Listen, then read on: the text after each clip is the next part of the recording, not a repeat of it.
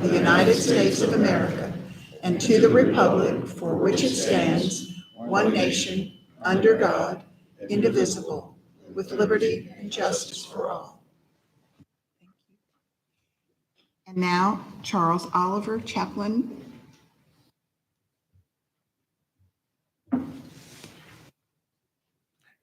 Heavenly Father, we are thankful this morning for the gathering of these your servants. We thank you for our great city, these men and women who put their lives on the line, our communities. And we come seeking your wisdom, guidance for peace and for prosperity here in Kansas City. And we ask that you would just touch this meeting today, that you would touch those that are in leadership of it, and that you would give wisdom and guidance as we go further on in this year. We ask that you continuously watch over, guide, and bless. And then, Lord, everyone that will speak, everyone that will present today, Lord, that you would touch them with the wisdoms of your words. We ask this great prayer this morning in Christ's name. Amen. Amen. Thank you. Now we're going to have awards and commendations. Do we stay up here, David? Go down. We're going to go down.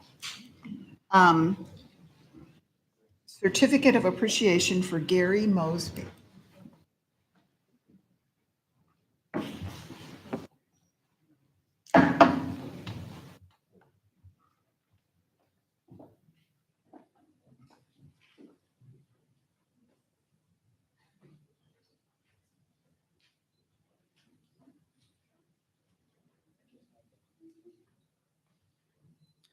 Certificate of Appreciation, Gary Mosby.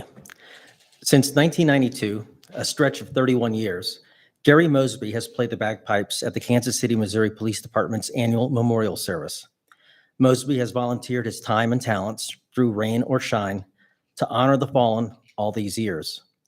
His music has given the ceremonies the reverence they deserve, all while Mosby has quietly supported the surviving families in the department, never seeking recognition over the span of 3 decades.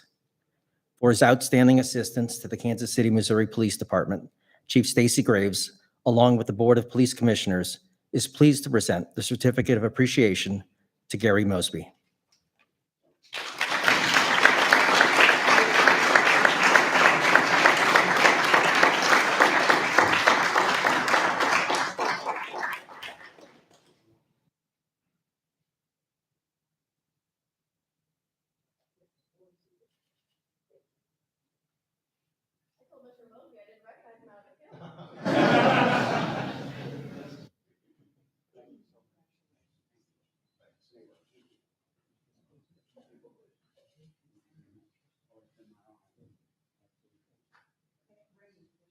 Yes, it's only the second time that I remember.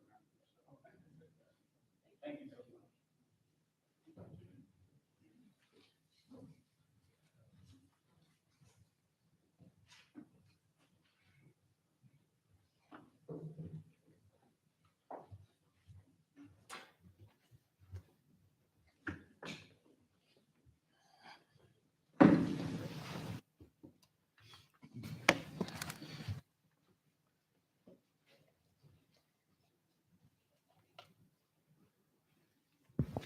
Next, we have a guest presentation, Seek Then Speak.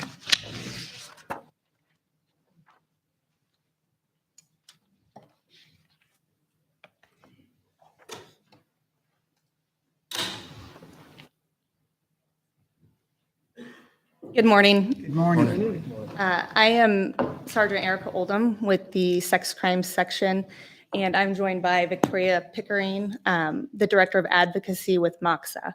MOXA is our advocacy partners with regard to sexual assaults in Kansas City, and MOXA stands for the Metropolitan Organization to Counter Sexual Assault.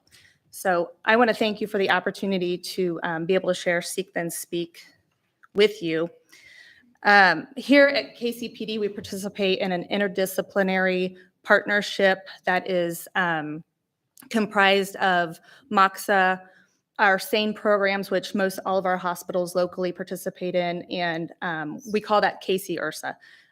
So that's the local SART team. Most other major cities refer to a SART team, but here we call it KC-IRSA. It's an interdisciplinary program. We meet every other month, and within that, we discuss best practices, how to improve our processes. It encourages, it improves our relationships with our partners. So it was within this program that we decided, or we discussed having additional reporting options for victims of sexual assault.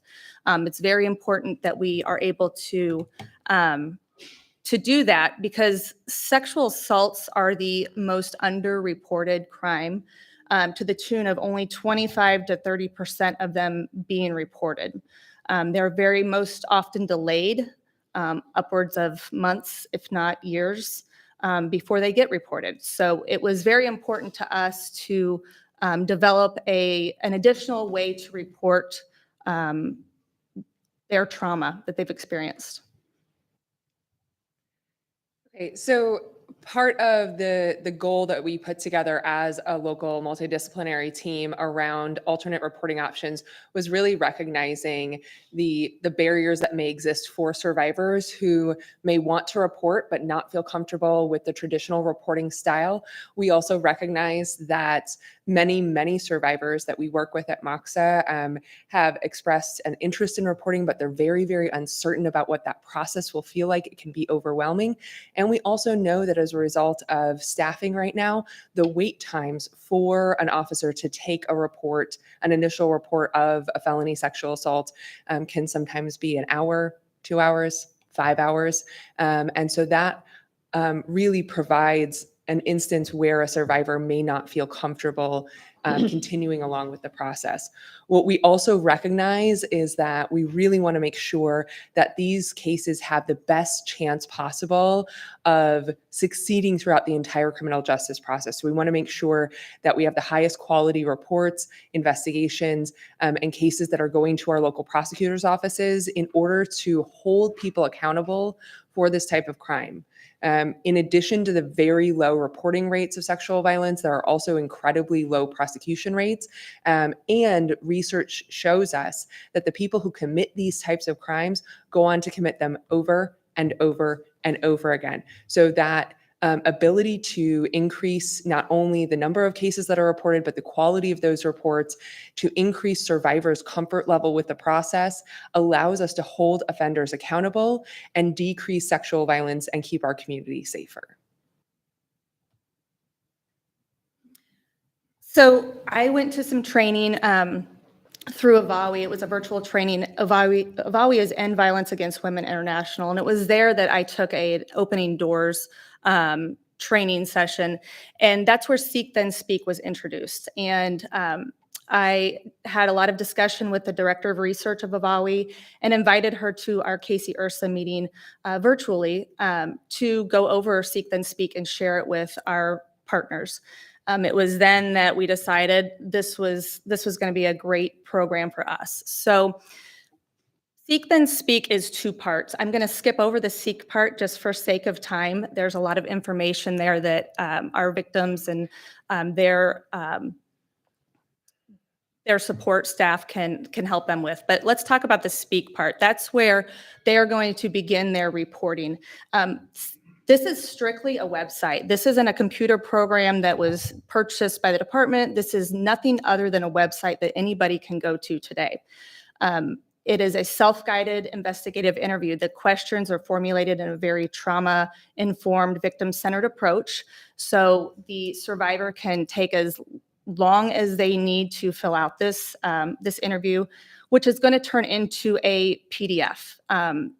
They're filling this out from their home computer, their cell phone, their tablet. It converts into a PDF and is saved on their device. This is not saved in a database within AVAWI or within Seek Then Speak or anything like that. It strictly turns into a PDF that they can then print off and bring to the police station. They can email it to sex crimes directly, and then we will generate a report. They can take it to MOXA and say, hey, I think I'm ready to report this sexual assault. I've documented it here in a Seek Then Speak form. So that in turn lets the survivor report their trauma in they're in the driver's seat. It's on their time, in their own words, and it lessens the interaction that they have to provide with a stranger, an officer taking this report. So it really is a very trauma-informed way of having a detailed sexual assault interview. So working together, MOXA and KCPD, we really rolled this out just about a year ago. We were actually the first city and the first police department in the country to roll this out. So we are sort of the pilot site for this program. We worked closely with EVAWI to monitor the progress that we've been making. And some of the ways that we've used it, one of the most effective ways has been at the hospital. When we respond to the hospital to meet with the survivor, they have a forensic exam, we can actually show them this questionnaire, either in printed form or in the online version, so that they can get a sense of what are the types of questions that they'll be asked by law enforcement. They can actually fill it out right there. One good example, during draft weekend, we know that our police department was stretched in a lot of different directions, and we were seeing folks, quite a few folks go into the hospital after experiencing violence that weekend, and we were hearing from the department, it could be a while before we can get someone out there. That's just the reality of short staffing at not just KCPD, but all of our local police departments. So what we were able to do in that moment, instead of waiting 3 or 4 hours, we sat down, the survivor used a computer at the hospital, filled this complete form out. We emailed it to sex crimes. They got a call the next morning, report got generated, investigation started.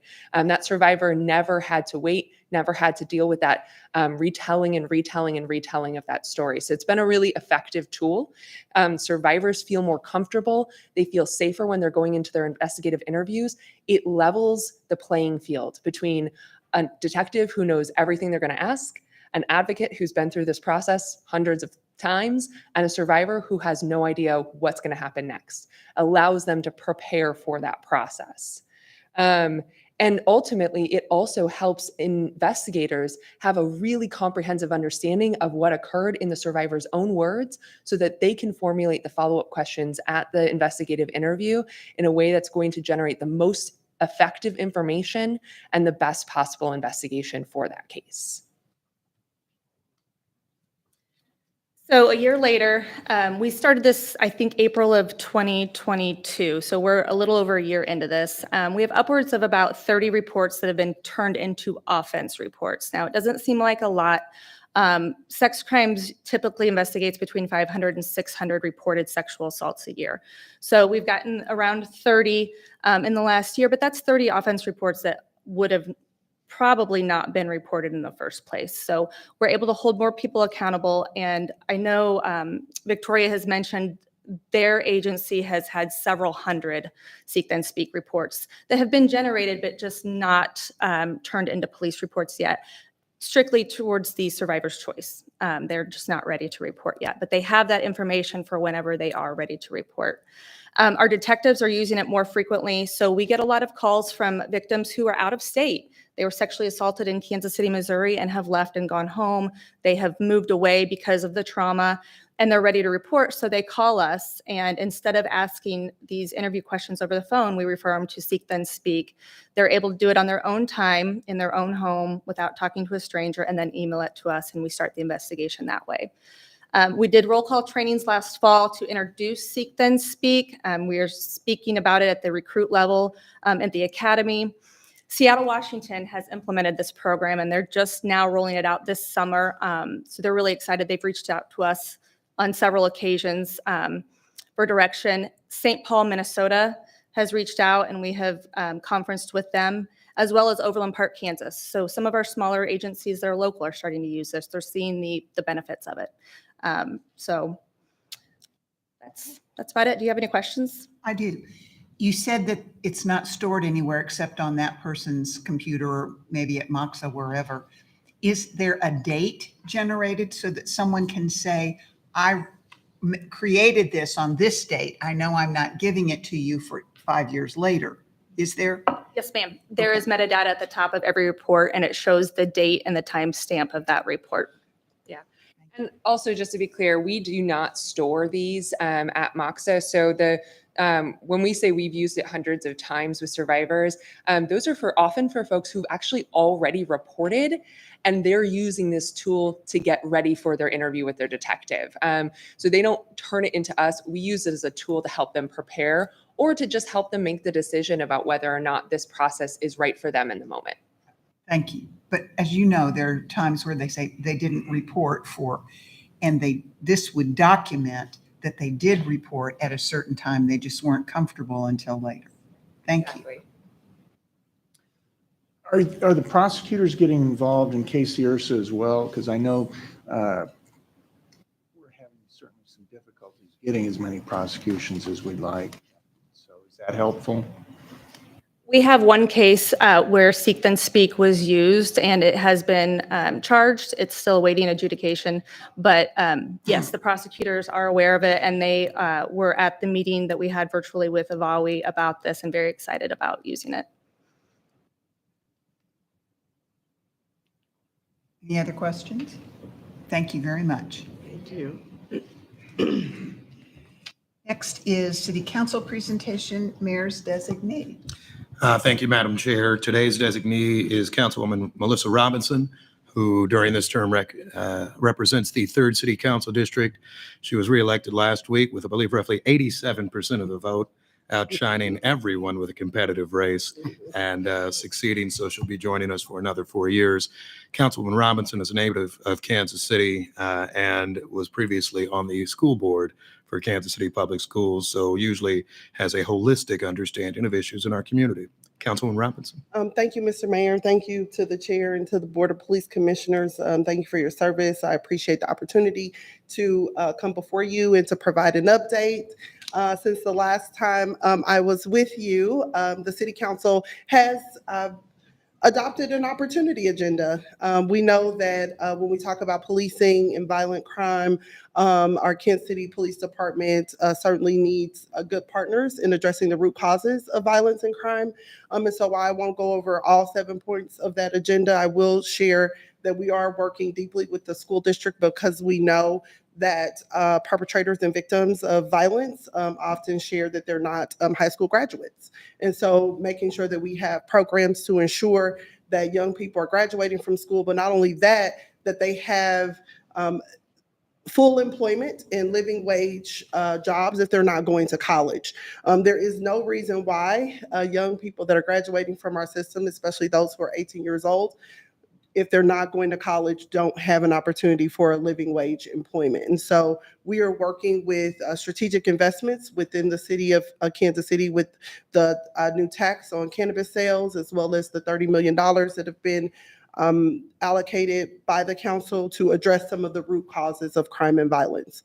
One of the things that we've been working with the department on just this month, a group of residents came to my office to talk about problem locations, specifically drug houses that are really terrorizing the community. And so we held a meeting with the 5 members of the Kansas City Police Department. They did an amazing job showing up for those residents, along with the prosecutor's office and our codes enforcement division, to really look at these things address by address, to look at cost for service, to look at what we can do to address some of the problem locations, specifically in the 3rd District where there's a large significant amount of services.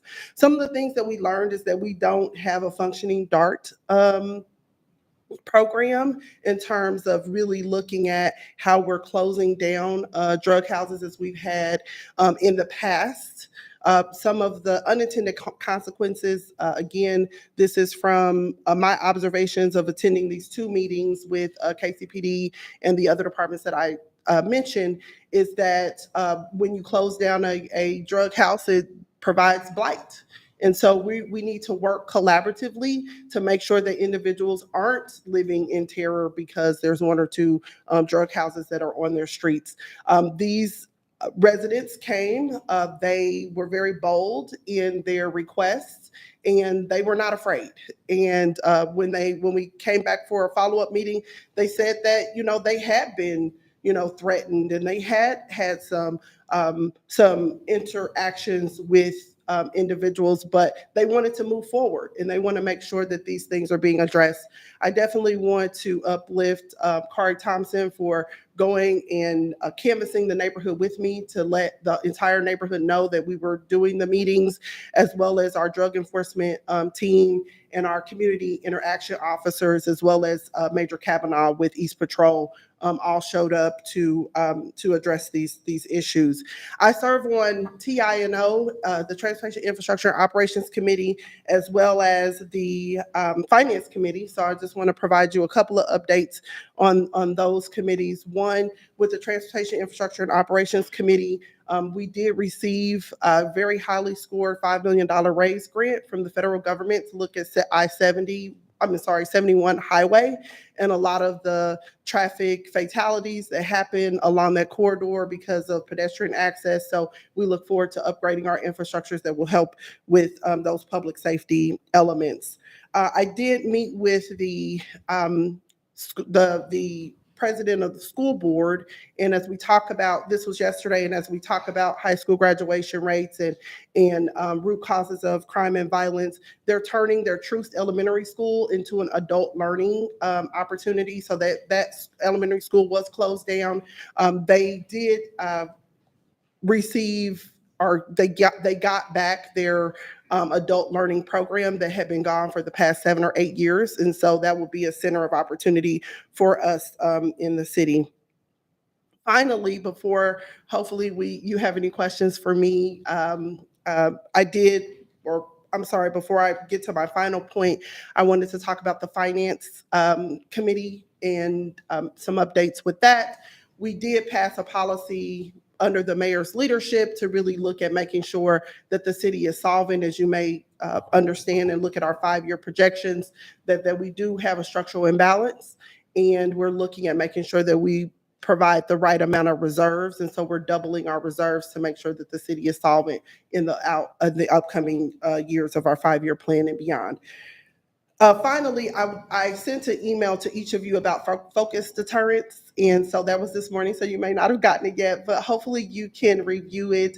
My request, or what I would love to interact with you on today, is about an articulable plan the department can have regarding focus deterrence.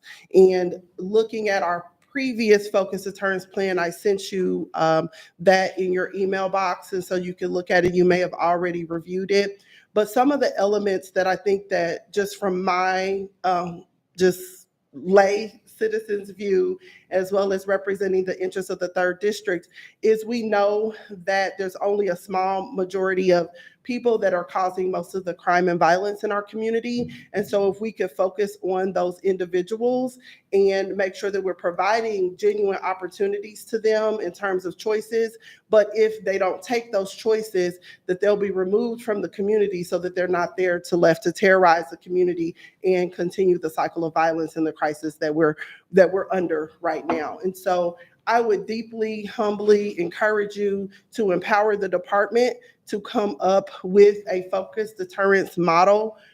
You know that we're in a crisis, and so if we had that within 60 to 90 days, that would be amazing, so that we can be able to articulate to the community. We know that we're not sitting on our hands idly. We know that we're all working feverishly to address the violence that's happening in the community. A focused deterrence plan will allow us to be able to articulate those things and to build community confidence that we're looking at strategies to address the crisis that we're in with crime and violence. And so I would ask you to really consider a resolution or some sort of directive to the department to do that, and to come back and adopt that as a board, so that we all know where the department is going with focused deterrence. So I will stop there. You are welcome to ask me any questions, anything that you would want to provide a dialogue about. I'm open. I'll start. There may be others, but first, we really appreciate the city cooperation with us, Public Works and all the things that you mentioned, and we're aware of that. We appreciate it. The focused deterrence, I think the chief will talk about that some, but we already have been working on that. So it's a policy that we've adopted and are working on, but we agree. And actually at our fundraiser for the Police Foundation, former Attorney General Bill Barr talked to us about that very thing, that 90% of the crimes are committed by 10% of the people. So we Yeah. know that's a problem. And so we all know there's a problem and we want to fix it. The challenges that you, I'm sure, and the mayor has helped us understand, when you say remove them from the community, that means have a jail. And right now we don't. Yes. But we can figure that out, and we're sending them to Nevada and wherever. But thank you. We appreciate it. We appreciate your support. We really appreciate the cooperation between the city and the department. Thank you so much, and I will definitely work with the chief and her team to make sure that we're able to amplify those focus deterrent strategies and we're on the same page and we can uplift that messaging. The community meetings that we've had that I talked about the problems with the jail, the lack of jail did come up. And the community is wanting to make sure that we have the adequate resources to make sure people are accountable for their actions and that they have good rehabilitation so that they can come back to the community whole. But they too were, very surprised and are encouraging City Hall to make a difference in that area. One of the things that we've heard a lot about is that the people that are arrested then have, warrants for other things and other problems. And so when they serve their time, then they still have a problem. So we're hoping that the jail facility will be close to a place where they can get that sort of problem resolved. Absolutely. Get a driver's license, whatever it is that they need. But we're hoping that it'll all be, and not in the same room, but, close together so that somebody can walk from one place to the other. And we will be doing community meetings regarding the new jail and making sure that we have good rehabilitation services. Mental health, substance abuse is huge, and employment, making sure that when they leave, if it's their 30 to 90-day stay, oftentimes with municipal sentences, making sure that time is spent wisely. The other thing that we learned in these meetings is and I haven't got a chance to talk to our fearless leader, Mayor Lucas, about this yet, but I just learned this last Wednesday, is that we, in terms of local ordinances regarding methamphetamines, crack cocaine, those types of things, making sure that those are things that we can charge and make arrests for. So we're going to be looping back on that because we know with cannabis that we no longer can arrest folks for that. But there was a message loud and clear from, again, a lot of residents that we need to make sure that that people are accountable and that we're able to use the drug court. There was a lot of data that came out that the drug court is not being utilized in the same capacity that it's been used in before. The numbers are down. That means that people, we have to look at our people having access to treatment. So we need to have carrots and sticks.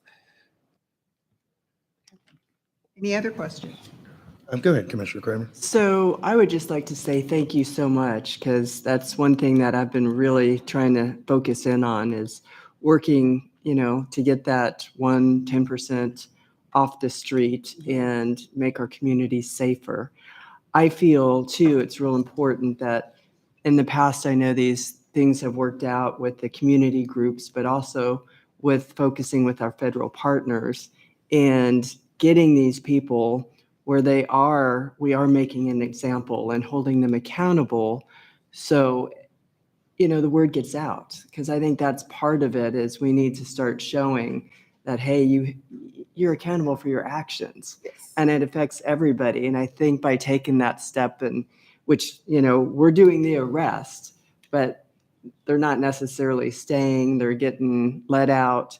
And we know over and over these guys have records that it just continues to happen, like that broken record. So that's something, I would love to talk to you about if you have, time, however I can help because that's very important to us. So, Absolutely. Thank you. And that's why it was important to have the prosecutor's office. We didn't have the federal prosecutors, but it was important to have the Jackson County prosecutors, the police, and our codes enforcement all in the same room, because oftentimes you go to these meetings and there is a volley back and forth, like we can only work in this lane, we can only work in this lane. So how do we work collaboratively together? As you may know, I'm a proponent of federal agencies helping us to solve problems wherever those problems may exist. And so I appreciate the comment and would love to continue to work with you. Thank you. Thanks.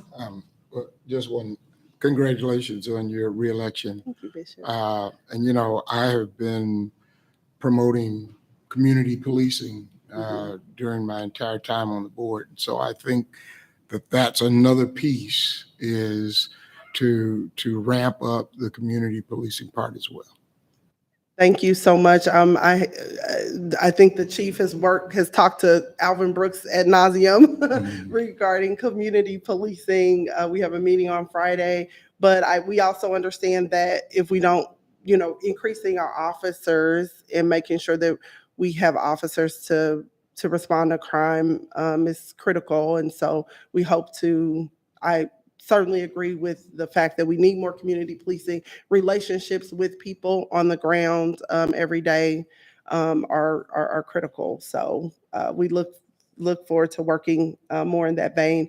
One of the things that we're working on the city side is re-evaluating, looking at our civil disorder. It's a report that came out in the 1960s that was actually led by Alvin Brooks. And one of the recommendations then was to have a police academy in the public schools. And so really targeting young people who maybe kind of on the brink, or trying to catch them before they may have some, disciplinary issues or markers that they may not graduate from high school. But having a police academy in those schools to encourage them to graduate from high school and encourage them not to get in trouble, and having a pathway.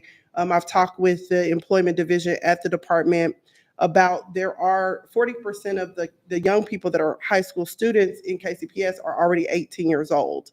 And so they could take and fill some of these civilian jobs and then work to become a police officer later when they reach age. And so just those targeted strategies would be great, and is critically needed, I believe, to make sure that we're hiring more officers. And that strategy would allow us to also hire officers from the community. Right. Thank you all so much. Oh, Ma'am, yes, Mr. Mayor. I just wanted to note a few follow-ups, and thank you, Councilwoman, for all of your comments. First, that report that Mr. Brooks worked on some years ago, he worked with Mayor Ilis Davis and a number of others. It's an outstanding report that I hope, he always seems to have copies. I hope he'll be able to share with the entire board. Oh, I have plenty. I can go to my car and get them. We will make sure we share with the entirety of the board. A few things to note: the Detention and Rehabilitation Center was discussed. The city manager provided a report to myself, Councilwoman Robinson, and the full city council on Friday. He noted that we continue to have strong conversations with our partners, both at J.E. Dunn, who are constructing a facility for Jackson County, and our partners at Jackson County, expecting certain schematic and design items within weeks. So probably prior to the end of this council term, which runs till August 1, we also concurrently have public discussions about the future of corrections and rehabilitation in Kansas City. Councilwoman Robinson's been a leader on that, and we'll continue to have those as well. So I think there is real progress. That being said, from what I've heard, the earliest we would look at a facility being open is roughly 2025. I'm not an expert on construction on this panel, maybe others are. So we'll continue to work as best we can at fulfilling these needs. But I know the department, and I know the chief's been chomping at the bit while we've been discussing to talk about focused deterrence and other initiatives. It certainly is our hope that we can still build what we can prior to even the opening of a new correctional facility or something of that sort. I do want to get to the chief. I'll make one other point. I appreciate, Councilwoman Robinson, your note as to using city ordinances to fill in areas where there may be gaps in our criminal justice system. By that, I mean, often, for whatever reason, State charges may be difficult on either very serious Schedule A narcotics or even certain weapons offenses. There are 1,000 different reasons for that, and U.S. attorneys' offices largely don't file those types of cases. Where ordinances can step in, that provides an opportunity for us to have necessary enforcement, much like your residents have been discussing. And so I commend any of those efforts. It's something that we've done both with gun possession after the passage of the Second Amendment Preservation Act and any other number of items. And I think in the narcotics realm, it's important as well. So thank you for that. And I don't know, Chief, if you wanted to talk on our focus deterrence. I was just going to say, congratulations again. But I am thankful and I'm encouraged and I'm energized by what you said. We are speaking the same language. As far as focus deterrence, we have someone that's going to come in. I'm going to talk about that here really soon. That's going to review kind of what we're doing. And I think what we didn't have then, we have now with a lot of the social service pieces in place with Partners for Peace out of Mayor Lucas's office. I think we have all the pieces in place, and it's bringing all of those and focusing those and making sure that all of that is in place and communicated clearly to our members. But that is in the works. You know, that first part of it was last month where we had the press conference in regard to the citywide violent crime strategy, like a citywide. Now we are. I even told Sergeant Otis, June has been a month where I've been focusing specifically internally and getting some more things in order for what is more to come. We have a lot to come. We have a lot that we're doing behind the scenes and a lot more that I'm going to be talking about soon. So I look forward to us working hand in hand and making the 3rd District safer.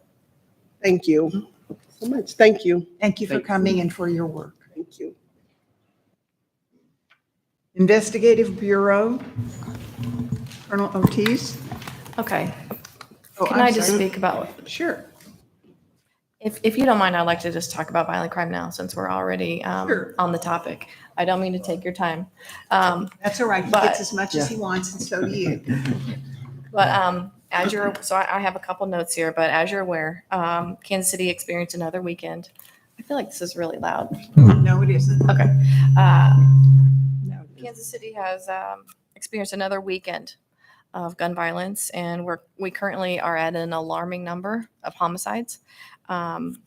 We have a complex problem of gun violence in our neighborhoods and communities. I'd say we have a culture of violence where it's expected and accepted. And I have the unfortunate opportunity to speak about it here each month and weekly in the places that I find myself. On Sunday, I spoke to a grieving mother outside of the crime scene tape at 57th and Prospect. As I talked to her for just a bit, I noticed that she still had blood on her hands and on her feet and even on her cheek. And that was from her trying to render aid to her adult child. And I mention this because she's grieving a tremendous loss due to senseless violence in Kansas City. And she's a wife and she's a mother, and that's just like me. So all that to say that, I think part of the messaging that I've had is like, if you are a resident of Kansas City, you should be concerned if a life is taken by violence in our city. You should be concerned. It may not be happening in your neighborhood, but it's happening in Kansas City. And these are people just like me and you. So I just want to just kind of bring that home a little bit. But there are families grieving behind each one of these 97 homicide victims. 97 lives taken by violence in our city, and 97 grieving families in your city where we all live and work. And I don't want to get desensitized by all this violence. And I think, there is a part of us that, when you can look at the 5-year homicide analysis sheet, the blue sheet, you can predict there's going to be at least over 100 people killed in a homicide in Kansas City. And it's just unacceptable. And it's been it's gone on far too long. And each one of these cases matters. Each one of them is a name with is a person and is a family who loves them. So most homicides in Kansas City are a result of people quickly resorting to violence to settle a conflict. I had one of my my favorite sergeants today that I came up with in the Narcotics and Vice Division and Career Criminal section, who told me that he's like, Stacy, you know, if this was a situation where, you know, it was like a gang, a group violence that was taken over, that was, you know, committing violence in our city, we'd get up on them. We would do targeted enforcement. We would you know, do any kind of things that we do as police, as law enforcement, to try to make sure that those violent offenders are taken into custody, they're stopped. But that's not what we have here in Kansas City. What we have is we're at a place in our society where people are just too quick to reach for a gun during an argument, to settle a dispute when believed to be disrespected, or to retaliate days to years later after a conflict. That's what we have. And that's why it's hard to prevent some of these homicides. Most homicides are relational, where the suspect and the victim have some knowledge of each other, or even tragically are family. We've had 4 confirmed domestic violence homicides this year, and not all domestic violence homicides are between intimate partners. Some are other family members, like I said before, and it's difficult to prevent those homicides.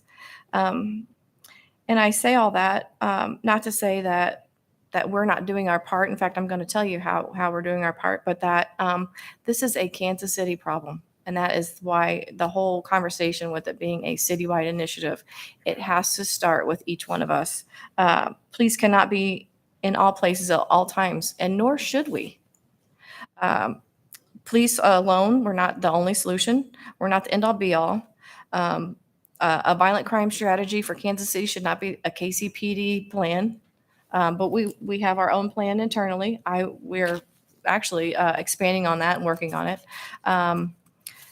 Our Kansas City has to collectively step up and get involved in stopping violent crime. The people of our city have to make it known that violence will not be tolerated. It should no longer be expected or accepted. And those who commit violent acts should face consequences, significant consequences, to deter others from committing similar acts. I feel like like Mayor, we just stood up. I mean, we've talked numerous times since the last time we met here. And one of those was in May, where it was a call to action for our community to get involved. And this is yet another call to action from your chief of police to the community. Please stop the violence. Stop reaching for a gun in anger. Find a different way to settle conflict without a gun. I'm concerned for our youth who are growing up surrounded by violence with trauma as a byproduct. You know, our youth out here have guns. And just last week, we had a 13 and 14-year-old, he may have been 15, homicide victim. Where is the outcry for this young kid? And I was Chief Forte's operations sergeant. And I don't remember if I was in the media unit or if I was his operations sergeant at the time, but it was after, I think it was after a little bit of the Casey Nova, and we were starting to see another rise in violent crime. And I remember him authoring a blog about preventing homicides. And I looked it up last night, and it is the same thing that I'm saying today. And how it's difficult to prevent homicides because a lot of it is relational. People know each other. Now, if people are involved in conflict and we know it, and people let us know, we can connect people to, we can mediate ourselves right there and help out. We can bring in others. That's the whole thing with Partners for Peace. That's that whole other side of that, where law enforcement doesn't have to just come in and take over. That we can be the helpers. And we need to be in all places and all things, but again, a lot of this is not, we're not the end all be all here at the police department. But anyway, I could go on and talk about violent crime all day, so I'm just going to wrap it up here. I just wanted to let you know, what the Kansas City, Missouri Police Department is doing about violent crime. Again, I want to tell you again, because every time we see some of these things, these tragedies that happen in our city, well, what are the police doing? First, we show up every time. Many called out from home and immediately get to work helping people. I think the investigation on Sunday is indicative of that. You know, on Sunday shooting, we worked that case until we got somebody in custody 12 hours later. And just when you have somebody in custody, that work does not stop there. It continues. We've had a homicide squad that had handled other unfortunate tragedies over the weekend, and then we're called in early morning for the mass shooting. They further developed a shooting suspect who has since been charged, and with updated charges expected as soon as today. And I appreciate their work, and so should you. The city appreciates their quick response and work on this case. So thank you to the homicide squad, Sergeant Fitzgerald, that worked that over the weekend. I was also listening to the radio on Sunday, and the coordination of the follow-up enforcement was conducted by elite professionals in our special investigations and special operations divisions. The teams you have working for our city are thankful to serve, and all should be glad we have them, and that they wake up every day and they choose to serve. I'm thankful every day that people still want to come here under such high scrutiny to still continue to serve and be police officers and put themselves in dangerous situations. We are partnering and collaborating to address core issues of violent crime. We're working in the prevention, the intervention, and obviously the enforcement. We're working in prevention and intervention with Partners for Peace out of Mayor Lucas's office with Melissa Johnson. I mean, I could name all of the organizations that are unique to Kansas City, that are highly involved in what's going on here, like Ad Hoc, KC Common Good, Mothers in Charge, Center for Conflict Resolution, numerous social service agencies. We're out on scene side by side with neighborhood leaders like Pat Clark. I'm telling you, the conversation that was out there at 57th and Wabash on Sunday with 15 to 20 community members who care. Pat Clark was there, Tommy was there, and really, like, Pat stood up and just spoke life to people. Had like real conversations about violent crime and how police are here to help, and how like getting in for the community to get involved in people that they know are coming in and out of their house with guns, and to stop that and to pull your youth to the side. We host our own community events with our community engagement team. I mean, we're partnering with churches. I just a couple weekends ago, I was at Morning Star Baptist Church, where we had one of our recruiting tents there. United Believers Church, held the first listening session for me. We're hosting our own community crime meetings at each patrol division station to partner and empower community leaders with crime trends and prevention measures. And just what I was talking about with Councilwoman Robinson. The work's still going on here inside the department. When I came in, we did some restructuring. We changed some command staff around. We've put together this, and I'll say we. When I say we, I'm not just talking about KCPD. I'm talking about all, like community leaders come together for this citywide approach to violent crime. But we're not done. We're still doing a lot of work internally. We have a lot of conversations. We have a lot of plans. We are focusing on illegal gun crimes, enforcing existing laws, both state and federal. We're working with our prosecutors to ensure successful prosecution. We're strengthening our relationship and increasing our engagement with our federal partners. Last week, I was in DC at ATF headquarters, having conversations with my peer police chiefs and SACs of ATF across the country, having all kinds of conversations of how we can get we can further combat the gun violence that's happening in our country. I have here on my notes, focused deterrence model, the officer combination of enforcement, social service, and community engagement. Technology, we're working on a critical staffing with patrol. We have a new shift coming January 1 that's going to hopefully put more officers on the streets, where at 1 we could get a reprieve and have some downtime and be able to take days off so we can be refreshed to come back out and serve again, but also to make sure that we have high visibility and more officers on the street to handle the violence that we're seeing. We have Captain Boffman that is really focusing on place-based crime locations with the risk terrain modeling to put us in the right place at the right time with the resources that we have. I mean, I'm so sorry that I'm going on and on, but like, this is something I'm obviously passionate about. So we have a lot of things in the works here at KCPD in an effort to address violent crime. Despite the continuous rise in crime, we continue to work hard, and we're going to stay the course, and we will not be deterred. Don't apologize. The community wants to know these things, and this is their opportunity to watch and learn. And so we appreciate you summarizing things that might be familiar to us, but they're not familiar to everyone. Thank you. We will stay the mission because we wake up and choose to. Everyone in the city wakes up every day and has choices, and some choose violence. And we should all choose to no longer accept it and the harm that comes with it. I just want to say, just put a couple things out. I know that I've appreciated you coming to our pre-crime meeting. It's the behind-the-scenes conversation to see what we're doing, to learn about what we're doing about violent crime, and for Melissa Johnson to come every week at 8 o'clock on Wednesday, where we all convene with all of our partners to talk about the people who are involved in crime and how we're working together to solve these, address them. Also, we've been at press conferences, we've been at crime scene tape, so I appreciate I appreciate that, and I know that you're going to come to our shoot review tomorrow to see kind of what that's all about. Just one more point.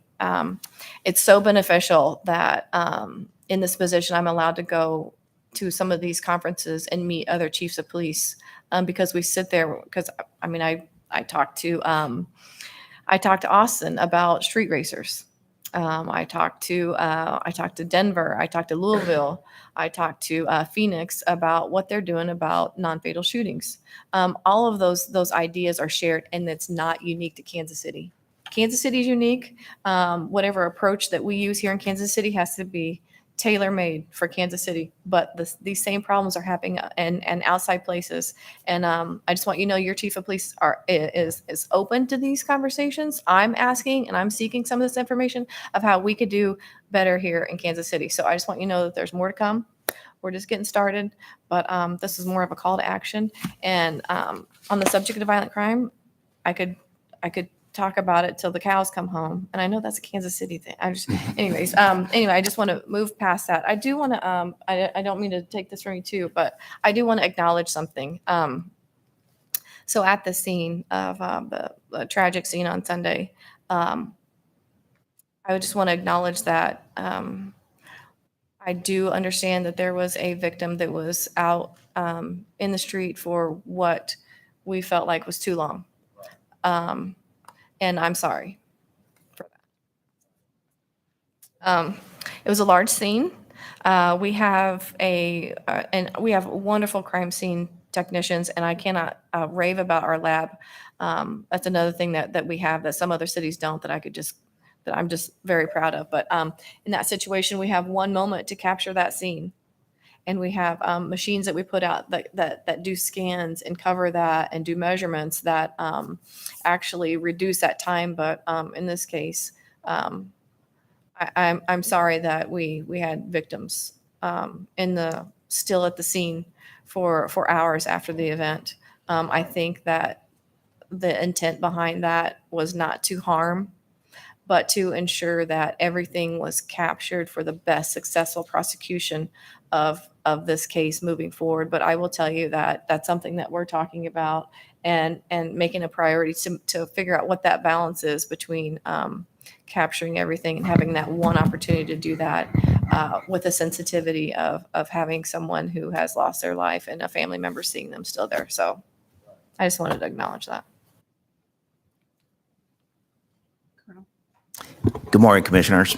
I also would like to expand a little bit more on the crime scene, because I know that we listen to the concerns of the community, and we know that this is one of their concerns, and we apologize for that.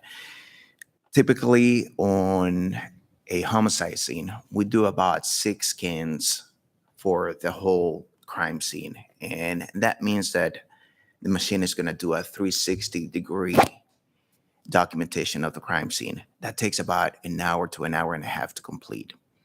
In a situation that we had on Sunday that was a large crime scene that took about 5 to 6 hours just to complete everything. We understand that it took too long. We're also frustrated with it, but this is information that Jackson County prosecutors consider critical for the successful prosecution of the cases.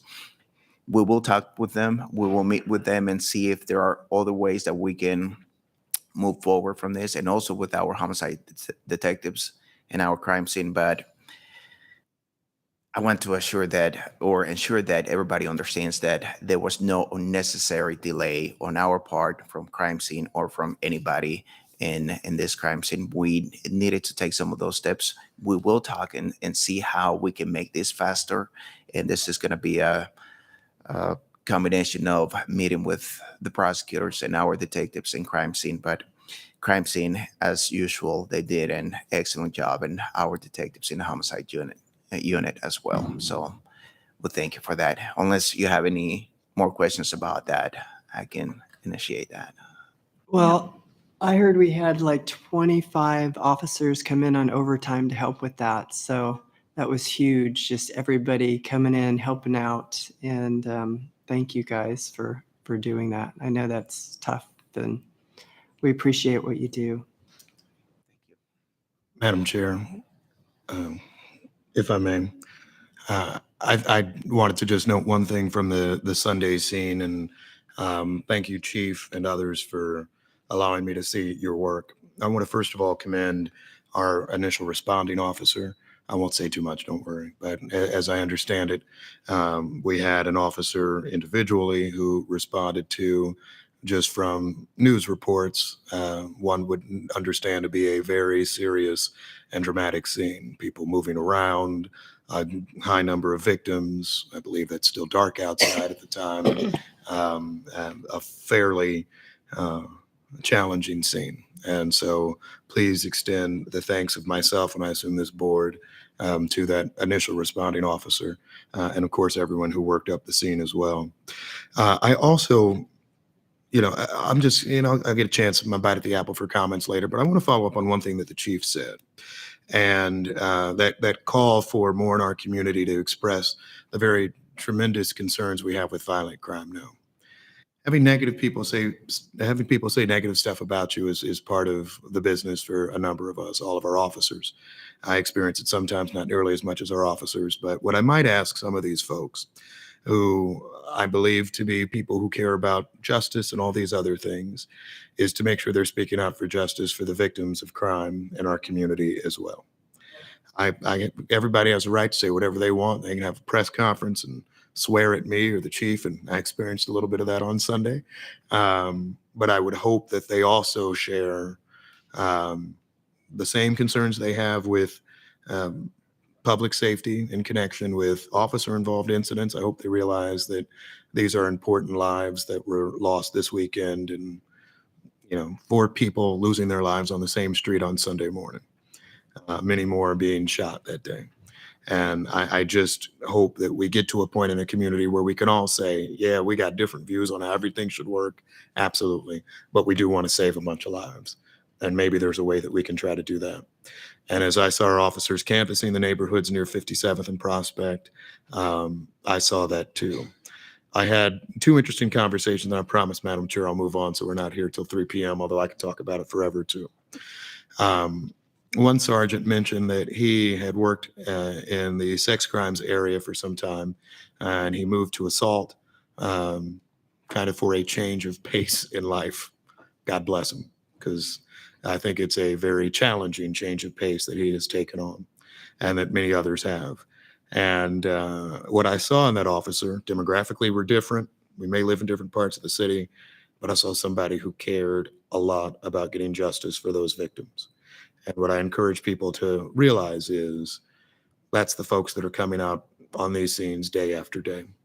And yeah, probably can't always talk to them because they're at a scene like that, but just that understanding, I wanted to make sure I shared that. We have another officer, sergeant, who is the community interaction officer for that area, much the same, and talked about the number of meetings he had had with elected officials and others, community actors, asking how they can do whatever work possible to try to prevent these types of incidents. And so, I just want people to get to a point of understanding, I think as the chief has expressed well. One, I do think this is a solvable problem, right? We don't have to live like this forever. We should never start to expect it. And that there are people that are working their hearts out to try to make some level of difference, and that they're on these scenes each and every day. If you don't like the police, if you don't like officials, if you don't like the mayor, all that, that's fine. There's still somebody to call. That's why we've stood up Partners for Peace. That's why we've stood up all of these things. But help us try to get violent criminals off the streets and prevent these incidents. And I saw a lot of that on Sunday. I thank you all for that work on a day when we had too many shootings in this city. I also wanted to thank you, Mr. Mayor, for showing up. I know that the officers were happy to see you out there. So thank you. I also want to thank our special investigations divisions. As the chief mentioned, they were quick to react, not only for this case, but for many others. And although I cannot name them, but they know who they are, our special investigation division. Thank you, guys. Our federal partners, the FBI, ATF, Marshals, they were quick to jump in on everything, anything that we needed. So again, not only for this case, but many other cases that we work together. So, all right, my information is under tab A in your books. You also have the blue sheet with you with some information. You will see that we have 97 homicides so far this year compared to 73 in 2022. In 2021, we had 74 homicides, and in 2020, we had 91 and 65 in 2019. The 5-year average is 71. We clear 32 homicide cases this year. We also clear 16 from previous years for a total of 48 cases in 2023. You also have a copy of the non-fatal shooting comparison report. You'll find that from January 1st to June 26th, there were 236 non-fatal shooting victims. In 2022, we had 226. This is up 4% compared to last year. In May 2023, we had 46 non-fatal shooting victims compared to 48 in May of the previous year. That's a 4% decrease for the month of May. Please direct your attention to the May 2023 non-fatal shooting report listed under tab A on page 2. You will see on your report that there were 46 non-fatal shooting victims in May. 33 were cooperative at the time of the investigations. That's 40%. Cooperating Increase. at the time. Just, what's the 40% of? Is it an increase? Is it the number of people we contacted? No, that's just the 44 or 46% of the people cooperating, the victims cooperating from the. Okay, of 100% of the victims. I got it. Correct. As you can see, black males accounted for the highest number of non-fatal shooting victims with 25 or 54%. White males were second with 11 victims or 24%. Black females were third with 7 victims, 15%. And there were 3 white females, which was the remaining 7% of the victims. The age groups with the highest number of non-fatal shooting victims was 35 to 44 with 14. 18 to 24 was second with 13. Third was 25 through 34 with 11. And next is 45 and older with 6. And the remaining age group is 17 and younger with 2. We identified 7 suspects. 4 of the suspects were black males, 2 were white males, and 1 was a black female.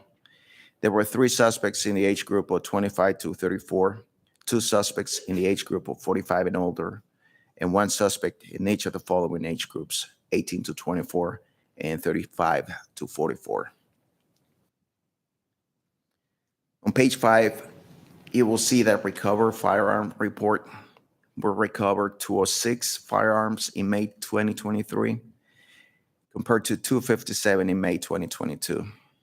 The 5-year average is 226. On page 6 through 18, you will find the monthly case submissions and disposition reports. It was submitted a total of 208 cases to county prosecutors. 178 of those cases were to Jackson County, 22 to Clay County, 7 to Platte County, and 1 to Cass County. Prosecutors filed charges in 123 cases. 27 of those cases were charged in custody and 97 warrants were issued. 17 cases were returned for additional work and 17 cases were declined, or 76 cases. These numbers also include cases that we filed in May, but they were from other or previous months. We had, or special investigations had 34 declinations. Violent crimes had 21. Property crimes had 17. Traffic had 4. 74 of those 76 declinations were from Jackson County, or 27 of those cases were declined from Jackson County, followed by insufficient evidence with 24. Unless you have any questions, that will complete my report. So I do have a question on those 27 that were basically released for not enough evidence. Can you tell me on those suspects, how many of them had past arrests or criminal records? Just kind of an idea. Most of the offenders that we're going to have are going to be repeated offenders.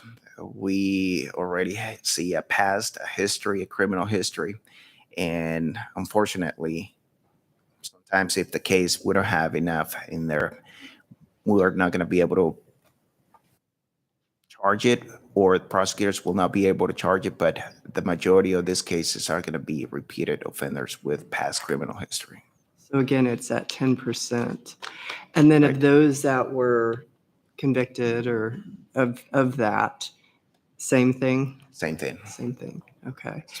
And I don't know, maybe it would be helpful in the future to see some of that, just so we can see as that 10% that we're talking about that keeps happening, a handful of those past records. And I'm not talking names or anything, but just kind of past records to show, that this is where the community really needs to get involved and how we all need to work together. I think that would be helpful. Absolutely. The majority of the times we're going to see these offenders in those locations where we call the hot spots. Most likely they're going to be in those areas. So absolutely, we can bring that. Okay. Yeah, if you could work on that next time, I'd appreciate that. Any other questions? Thank you very much, Colonel. Next, it says Joe Maben, but Joe Maben's not sitting there. And I looked at my new agenda and it still says Joe Maben. No, ma'am. Good morning. Major Ryan Mills here on behalf of Colonel Maben. Good morning, Major Mills. Excuse me. The information for the Patrol Bureau is under tab B in your books. You can also follow along on your screen. Here is the median response time report. This top chart shows the median response time for priority 1, and the bottom chart shows priority 2 calls for service.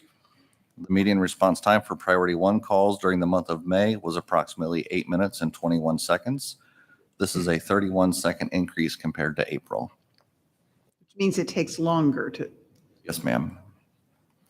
The median response time for priority 2 calls was 10 minutes and 40 seconds, and this was a 40-second increase compared to April. The average 911 hold time for the month was 60 seconds. The average hold time the month previous was 46 seconds. I have Yes, a ma'am. question. Too bad he's not here, but last month, Colonel Maben said that we're working on reviewing staffing so that we can make the response times faster. We are looking at that, and we continue to look at that. The increased response times is not an uncommon one, unfortunately, this time of year, and is there's a multitude of factors that go into that. The types of calls the officers respond on, unfortunately, lately the calls have been more violent, which requires more time per officer. So if we have the same number of officers, for example, the time they spend on each call may be a little bit longer, which is in effect is a reduce on the available officers, if you can track with me there. Yeah, I can follow that. I want to hear a plan. Yes, ma'am. And a lot of some of the public comments that we got before this meeting that's included in our book are about response times. Yes. And we've seen it in the paper and people are concerned. I mean, talk about the community being involved. They care and so do I. We just need to figure out how to get that. And so we are working towards that. As Chief Graves mentioned earlier, we are working on a new staffing plan to better deploy officers to the field and provide more police officers there to serve the citizens, to respond to 911 calls. We're continuing to be as proactive as we can in hiring new officers. We have a new class that graduates just July 2nd this week that will add an additional 22 or 23 officers to the field. Also factored in that is the call time for 911. We had 23,000 more calls this month compared to the same month last year, an increase of 26%, I believe.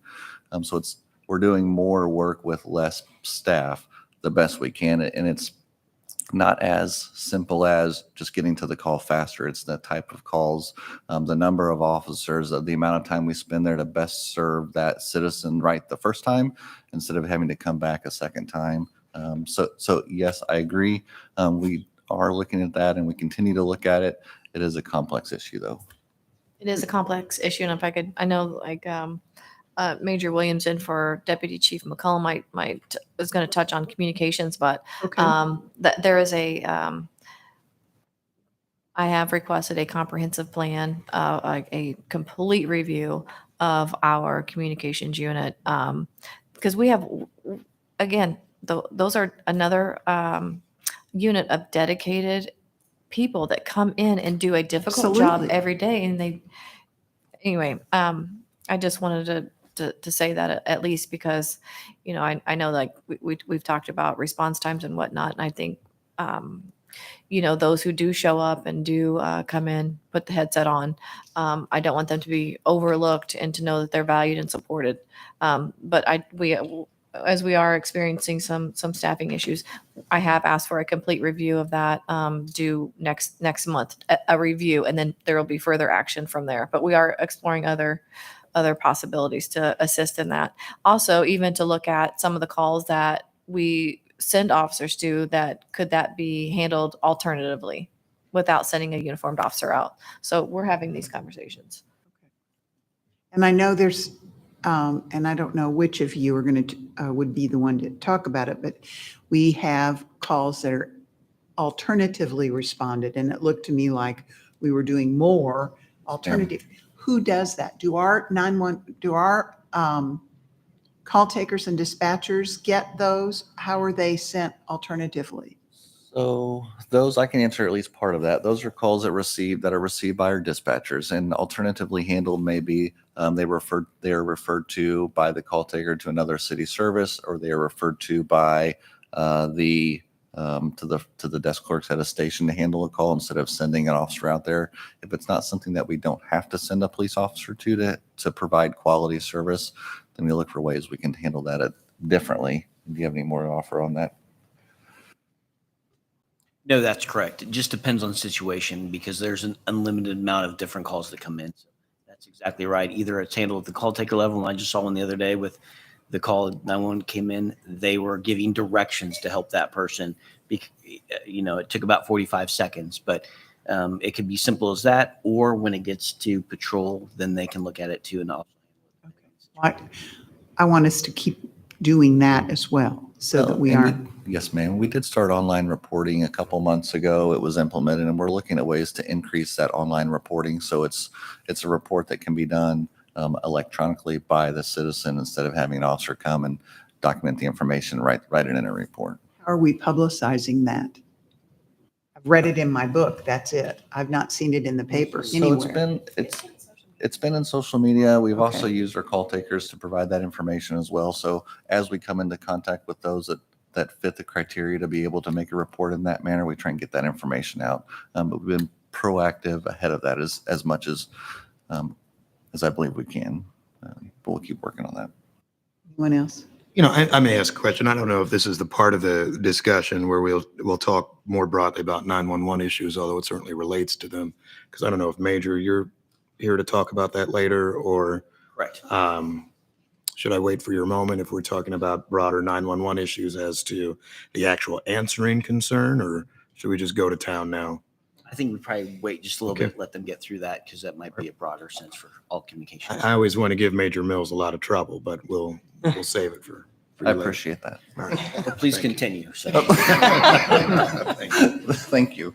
This next slide shows the meeting response time for priority 1 and 2 calls broken out by divisions. The priority 1 calls are the chart on the left. As you can see, there's been an increase in response times in South Patrol, North Patrol, Metro Patrol, and Central Patrol compared to the previous month. The response times in Shoal Creek Patrol Division have decreased, and East Patrol is primarily the same. Priority 2 calls are shown on the chart on the right. The median response time increased for all divisions with the exception of Shoal Creek Patrol Division, which showed a decrease compared to the month of April again. If we move on to the next slide, that is the May 2023 traffic summary report. This chart at the top shows the citywide total crash statistics. In May of 2023, there were reported 1,770 vehicle accidents, which is a 15% increase compared to the previous month. Through May 31st, there have been 7,612 vehicle accidents. This is an 18% increase over the same time period last year. And the bottom chart shows the number of traffic fatalities in 2023. Through the end of May, there have been 28 fatal traffic crashes this year, compared to 36 the same period last year, which is a 22% decrease. This next slide shows fatal crash statistics through the end of May. Of note, 75% of the individuals who were killed in traffic fatalities were male, and 50% of the individuals killed were not wearing a seatbelt. The final slide shows our DUI Wolfpack enforcement activity for the month. We had 8 Wolfpack operations in which we conducted 68 traffic stops, issued 118 tickets, and made 29 DUI arrests during this operation alone. Do you have any questions with regard to the traffic report? Ask a question about DUI Wolfpack activities and others. In years past, we did checkpoints more often. I know they're officer intensive, resource intensive, and others. And I know there's been some discussion in American courts about legality issues. Is that something we just no longer do because of the legal question? You don't have to answer it as best you can. Is it a legal question thing? Is it a staff resource question type thing? Because if I recall, just from media reports of 5 to 10 years ago, we used to be able to arrest that number of persons, let's say in one operation, which might be every weekend. And so you'd multiply this perhaps by 4, showing much more enforcement activity, creating more deterrence. Why can that not occur now? And is there a way that perhaps we get back to that? So I think there's a number of issues that play into that. There is some legal issues that I can't speak intelligently upon, but I do believe that there is a benefit to the Wolfpack operations, which are, for a lack of those that don't know, a proactive group of officers that go to specific areas and look for impaired driving. I do think it offers a benefit. It's an increased visual presence of police officers in particular areas. It also offers the opportunity to provide patrol as opposed to, one specific location where if we set up a DUI checkpoint within 30 minutes, most everybody knows where that is. Where if we conduct a Wolfpack operation, we can move from area to area and look for impaired drivers and cover more ground, for lack of better terms. And so I think there are benefits to both. I do believe so. This month's operations were down a little bit from the month previous.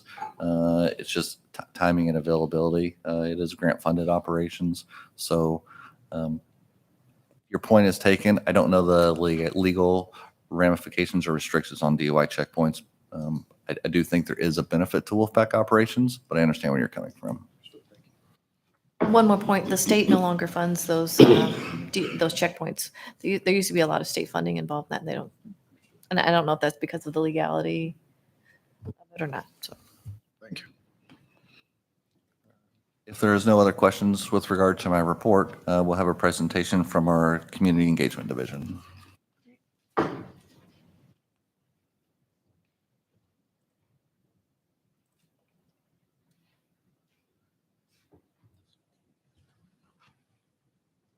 morning to the board and the command staff today.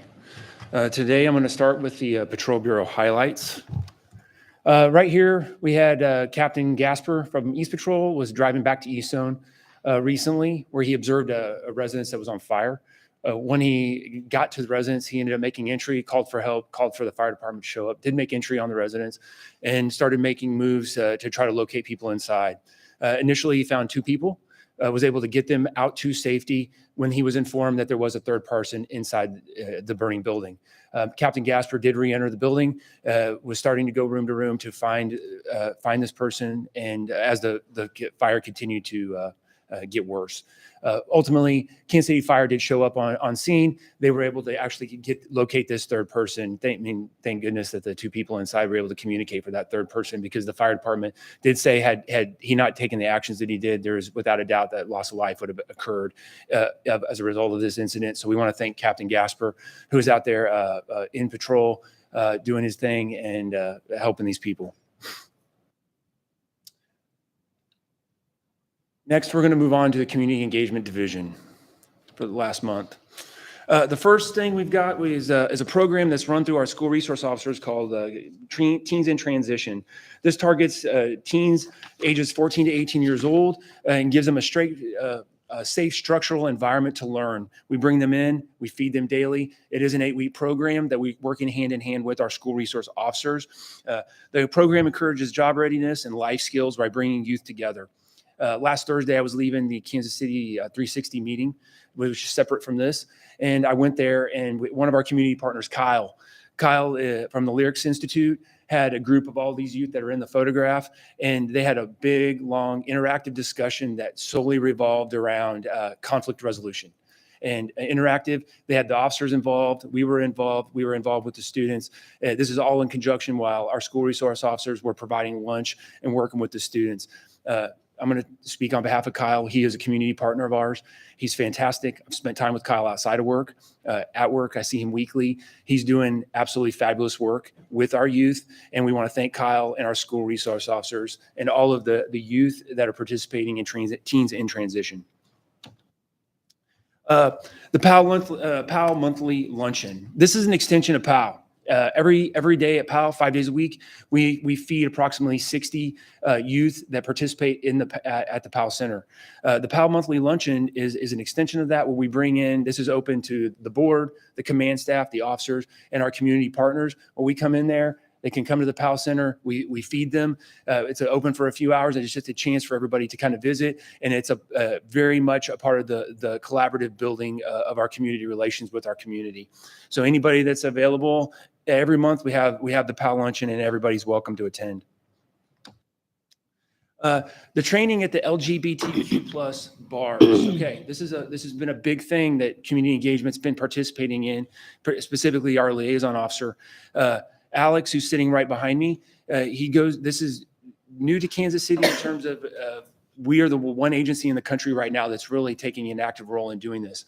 We go into the bars that are LGBTQ plus owned, and it's a focused, proactive training for the purpose of increasing safety. We do know that historically across the country that these particular establishments are targeted as locations of violent crime. And this is our proactive effort to go into these locations and educate the staff, the people working at these bars on how to deal with safety, how to deal with their customer base. We bring in our crime-free multi-housing officers that conduct what are called crime prevention through environmental design surveys, where they will do a site analysis and address issues like lighting, security. Our tactical response team responds here, and they do a presentation on active shooter.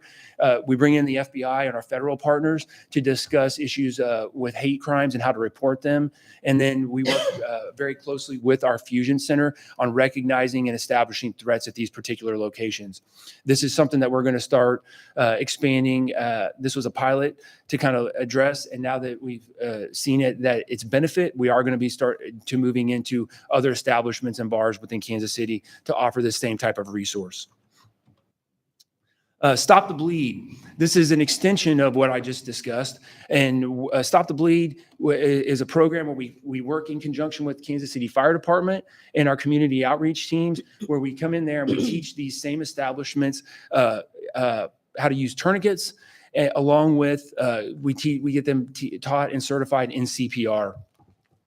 Same thing. This is a collaborative effort with the fire department. They're the experts in teaching this particular skill set, and it would be inappropriate of us to not include them and have them come in here and teach. And this is a great collaborative relationship between us, the fire department, and our community.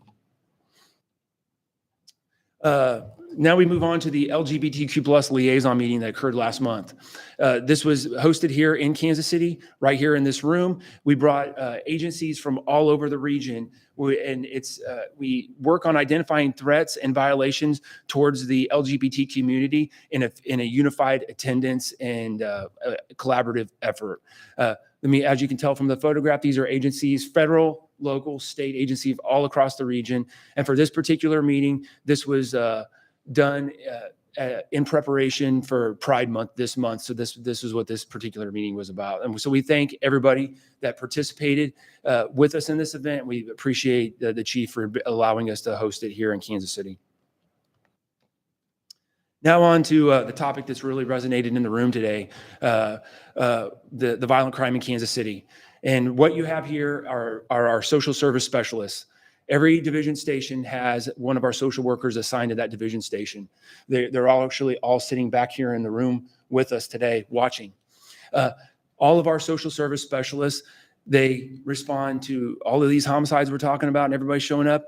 These are our resources on the police department that go to every homicide scene, whether it's in the middle of the night, during the middle of the day. They are responding to these scenes. They are working with providing compassionate and needs-based response to our victims. We assist with next of kin notifications.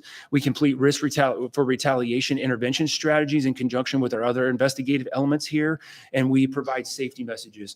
To give you an idea of some of the things that we are doing, we will provide hotels for people. We work with coordinating funeral arrangements for our victims, unfortunately, but it's necessary. A lot of these people are dealing with trauma. We're asking them to make very, very critical decisions in the most stressful time of their lives. And our social service specialists are the ones that are going to be sitting there, helping them guide them through this process, and while continuing to follow up with our crime victims here in Kansas City. So since I've got them in the room, I want to give all of them a big round of applause for the work that they are doing. Please stand up.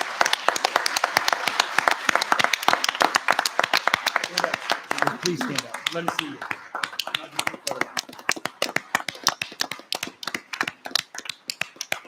Thank you very much. And then the second thing, this was a violent crime reduction walk. This is designed to bridge the gap between the community and the police. This started last month when we had a spot of violence that tipped off at the area of 35th and Prospect. Initially started with myself, community engagement, the chief, several members of our upper command staff. On a Sunday afternoon, we really saturated the area of that 35th and Prospect corridor.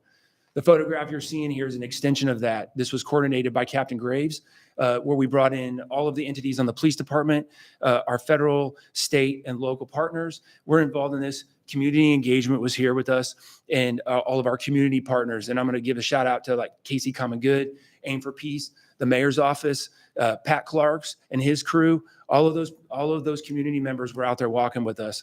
We located 3 different geographic areas in Kansas City where we had seen a spike of violence.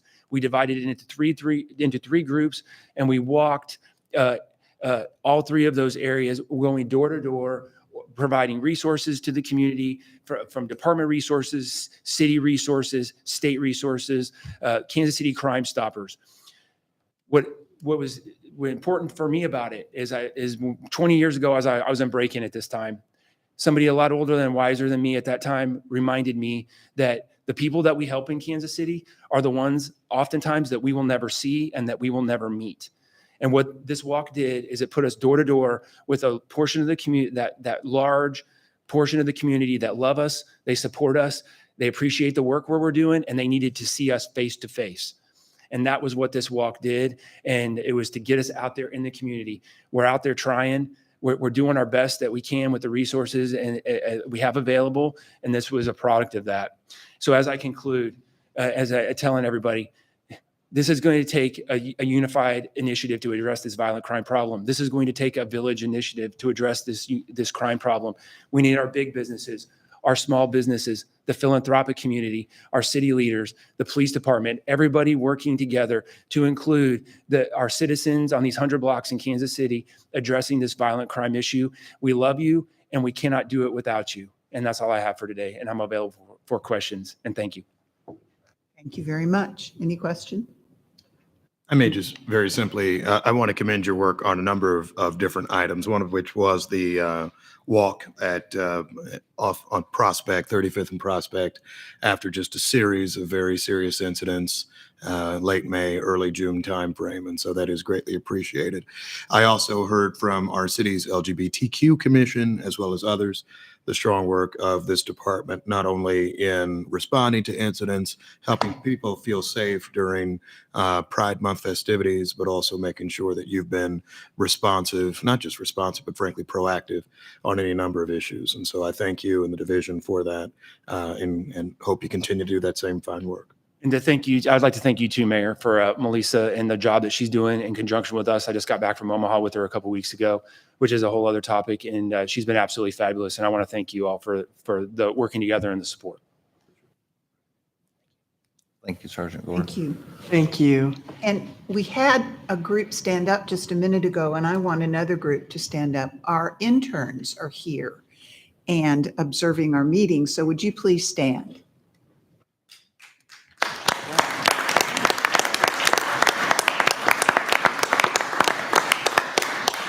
Thank you. You've heard that we need people. So Yeah.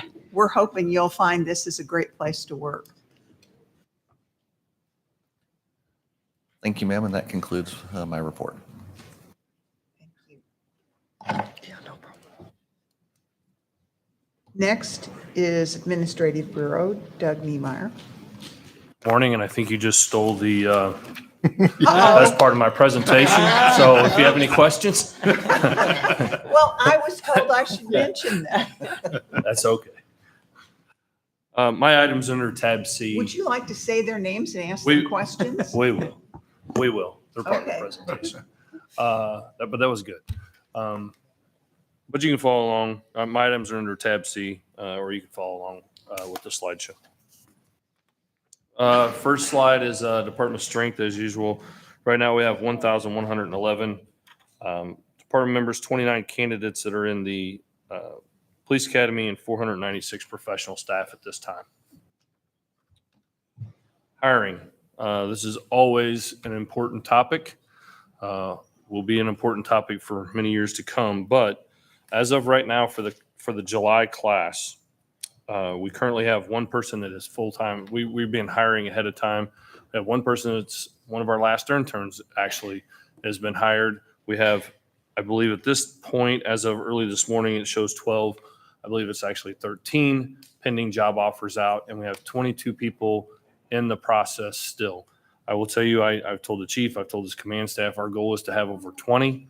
The reason it is 20 and it's difficult is, don't forget, as soon as we have an academy class, we basically start back over at zero, and we're trying to process people as fast as possible. And we really only have about a 90-day window to do that processing to get us those numbers.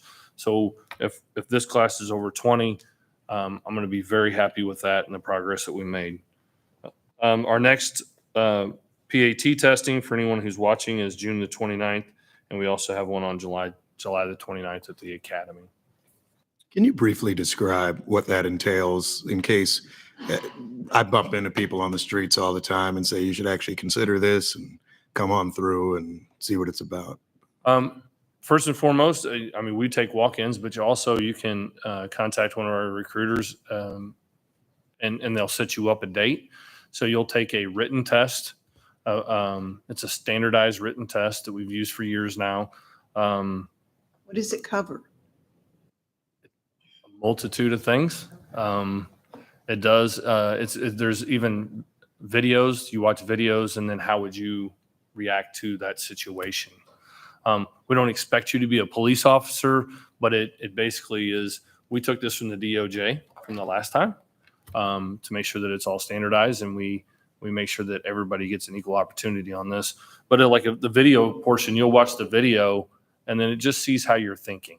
Gives you 4 options, and obviously there's a best option in that when it comes to the video. So it gives us an idea how people would handle a situation. We don't expect them to be the police, but you understand what I'm saying on Yes, their but it's judgment. not algebra. No. Well, people have So- asked me that and I said, Correct. gosh, I wouldn't be able to take that But the test. physical agility test itself is basically an obstacle course. You run the gym 3 times. You have to, we ask you to jump over the hurdles. If you can't, you can go back and step over the hurdles. You have a little area to jump again. Then you go down a balance beam. You have to be able to climb through a window, run up and down the stairs 3 times. And then basically you have to drag a dummy, the length of the gymnasium, pick up a baby, carry the baby properly. We don't make you carry it exactly properly, but carry it like we think you should, run to the other end, and then finish your lap. And you have to do that. The standardized time is 3 minutes and 36 seconds. That may not sound like a long time, but it's most people that pass the written will pass the physical agility as part of that. And if they do not, we've been recontacting them and saying, hey, listen, I will tell you, one of our interns from last time, she did it and she was a few seconds off. So we have talked to her and worked with her, and she's like, okay, what do I need to do to be able to pass this test? And we've given her an opportunity. So only thing she'll have to do is come back and run that physical agility test, and we'll have her right in the process. We also have Captain Lamport changed this in our hiring. If they don't pass the physical agility, we can still go ahead and start their background and do things, but they're going to have to come back and pass that physical agility so we don't slow down their process. We'll give them another opportunity to take it. So that's been helpful and why we're just different ideas on how to get people hired. So Thank you. Great. Next slide is communications. I know Major Williams is going to be talking, so I will just put this slide up here. We've had 9 total new hires since the beginning of the year. Right now, we don't have any pending job offers, but there are 23 people in the process, and I'll let him speak to that. We continue to talk about detention officers. I put this up there this month. Actually, Sergeant King's like, we have to change this slide. I said, okay. So a lot of people don't understand that equates to basically you can start out of high school at making $40,000. You can make $40,000 as a DFO on our department right up, and that's coming here when you're 18. Obviously, you would get raises as you come along, and this is a really good opportunity. When I first came on, and many of the people that are sitting here at this table first came on, their first job was to be a DFO till they turned 21, and it gave them the opportunity to become a police officer. Almost every academy class we had, whenever I was beginning, there would be 4, 6, 8 detention facility officers go to the Law Enforcement Police Academy. And that's what we would really like to see that to happen again, is have people start this profession young, give an opportunity to do that. So if someone is looking for a job, especially as a detention facility officer, just know that's the starting monthly salary. Recruiting events.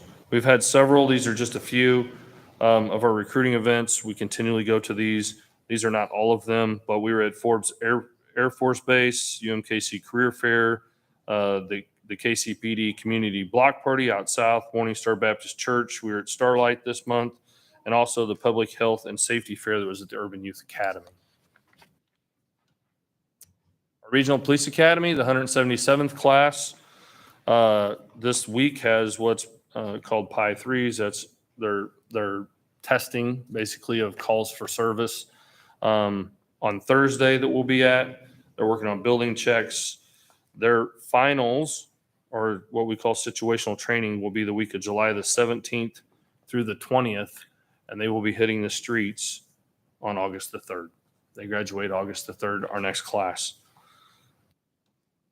178th class had their first PT test, as you can as you can see. It's always fun. They're 8 weeks into the academy right now. That was their first testing on that. They just had Pi 1s and they're working on report writing. You know, the academy lasts 28 weeks long, and they're on week 8. They will graduate. This class right here will be graduating in November. So the next slide, we just put that in there yesterday. Paul Luster was named the police chief of St. Joe. We went up and watched him be sworn in yesterday, and I want to tell him congratulations. He was the major at the academy. So good luck to Paul, and thank you for his service to the Kansas City, Missouri Police Department. Our Citizens Alumni Academy, or Citizens Academy alumni, continue to participate heavily with our police department. And I just wanted to show a picture of them. That's CIO Officer Megan Gates helping out. She was giving a demonstration on when we go to a lot of community events that we fingerprint children for parents if they request it. And that's the machine that we do it on. And she was explaining how we do it, why we do it, and where we do it. And then lastly, yes, these are our KCPD summer interns, and I do thank them. These are a couple of pictures. Councilwoman Heather Hall hosted our folks. The picture on the left is they're on top of City Hall. The one on the right is in council chambers, and then the one in the middle there is in this room. Actually, that was their first day. So I think I have a couple. Yeah. Would like to speak, if that's okay. We'd love to have you. Please come forward. Tell us your name, where you're from. I And know of we may course, ask them questions, right? There may be Yeah. questions. I don't know if they were really prepared to give a speech, but if you want to ask them questions, they'll be more than happy to answer. Okay. Tell me your name and where you're from. So my name's Arnaldo. I grew up here in Kansas City, Missouri. I graduated from Winnetonka High School. Winnetonka? Yep. Okay. And I'll be going into my sophomore year at UMKC. Great. Thank you for coming. My name is Kirsten York, and I grew up in the Kansas City area too. I graduated from Liberty High School in 2021, and I'm starting my junior year at Missouri State. So what have you learned so far here? So far, we've actually learned a lot. It's been really fun getting to experience all the different areas that like the police actually has to offer. So far, we've gotten to do a lot of ride-alongs. We've gotten to go to PAL, see the fleet operations, all sorts of things like that. And so it's really fun because you don't really understand like all the different opportunities you have when you come in here. And then with this internship, we've gained so much knowledge getting to see all those opportunities, but also see things you never thought you would see in the first place. Are there things you'd be interested in? Yes, actually. I never thought I would ever want to be a police officer, but actually getting to go on the ride-alongs and do all these things, I've actually started to want to become one. And so for all the people who ever thought, like, I don't want to do that, definitely try it out because you never know where life's going to lead you. What do you think? great. Yeah, same here. I had my doubts. I wasn't so sure if I actually wanted to become a police officer, but after going on the ride-alongs, after getting tours of the different buildings, yeah, I really like it. It's really Good, cool. good. Thank you. We'll Thank sign for you up doing this. today. Right. Yeah, you're over 18. And I didn't know this. Where did you say you graduated from? Winnetonka. Where'd you say? Winnetonka and Yeah. Liberty. Deputy Chief Young, where did you graduate from? So did Doug Niemeyer. And so did Doug Niemeyer. So I was very excited when our first day he said he was from Winnetonka High School because that's where I graduated. And I know. And Yeah, former Chief Chief Corwin did too. So you see, you become a deputy chief out of Winnetonka automatically. So congratulations. Yeah. So I was very excited on day one whenever you told me he was from Winnetonka High School. So this has been excited, and I want to, and they're in the picture there. I want to thank Officer Oakes and Officer Wheeler for all they have done and hard work they put into this internship program. I really do think it's paying dividends for our department. As you can tell, like I just said, we've had a couple already from out of the 3 that you met last time that have already applied to become officers too. So with that, if you have any questions, I did have a quick question on our numbers. I know it's a nationwide thing, but they seem to still be going down as far as recruits and that. Where are we at as far as ideas? I know we had a retention bonus in the package and don't believe we got that. Okay, so, and I know that's, I mean, do you think that's hurting us as far as other departments out there that are offering those? And I know we've talked about that a lot. So I mean, what do you think is hurting us the most as far as getting these numbers besides being a national thing? What can we do better? correct. I think we have changed. I think our numbers are, it's always, if you look in my report, there's things that have caused this, correct? Like just things that have caused where we're at. But if you look at the numbers, I think it's page 5. Page 5 tells you tenure and rank by years of service. A few years ago, these bottom two numbers, which is 25 to 29 and 30 years and above, were much higher than that of eligible folks to retire. You know, whenever I say this all the time, when I came on in 1995, 96, we were having classes of 50 and 60 back to back to back to back, because we replaced people from the late 60s, which was the Vietnam era, that they hired hundreds of police officers. So they were all eligible to retire at the same time. So there's a lot of things that came into effect at the same time, much like whenever I was hired. So the amount of people on our department that are eligible is not the same amount that was eligible a few years ago. So that will give us an opportunity, hopefully, to hire a few to get a better number. I will say we've changed our hiring practices and our processes. Our backgrounds are taking average about 26 to 30 days, which is really fast to do a background check for law enforcement. And that's, as I've brought them here many times, our employment folks here many times, that's just a change in process. How do you get that person in at the academy on day, or we bring them to the academy, we have them test, we have them run the PAT, we have them bring all of their documents that we need at that moment in time, and we immediately set them up for their CVSA or lie detector test, all in one setting. Not take the written. Okay, you passed the written. Let's move forward to the PAT. You passed that. Let's go to bring your documents. We do 4 steps in one now. So that's there's no way we will be able to catch up if we don't change those processes, and that's what they have done. So I'm really happy with the amount that we're getting at that 20, and we will see. I mean, from the beginning of the year to December is whenever I will be able to give you a true assessment, because we've only had, since January 1, we've only had really one true class that's going to be out there on the street that counts towards our numbers, July the 2nd. So those are going to count towards our numbers come July 2nd. When these 2 classes graduate, they'll count towards our numbers again. So you're going to do a plus or minus and see where we're at December the 31st. I think that answered your question. Yeah. We do have a retention. I think Deputy Chief Young can talk to that probably more than myself about the retention committee that we have. And I that know was we've started. been blessed to give raises and stuff to try and help that. I'm just thinking, what else can we do? And I did notice that on call takers, other cities were offering $10,000 bonuses for call takers with a couple years. And I'm thinking, I hope that doesn't hurt us as well. I agree. Advertise it. Yeah, I didn't say what city.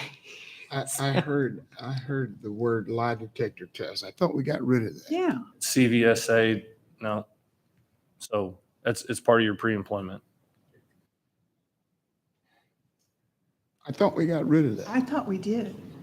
We didn't have a choice. Well, the Why are you board saying got that? rid of it, but That's on internal. why is it still being done? That would be on internal. If I'm not mistaken, the CVSA, the voice polygraph on pre-employment. So what did we get rid of? I assume it was internal.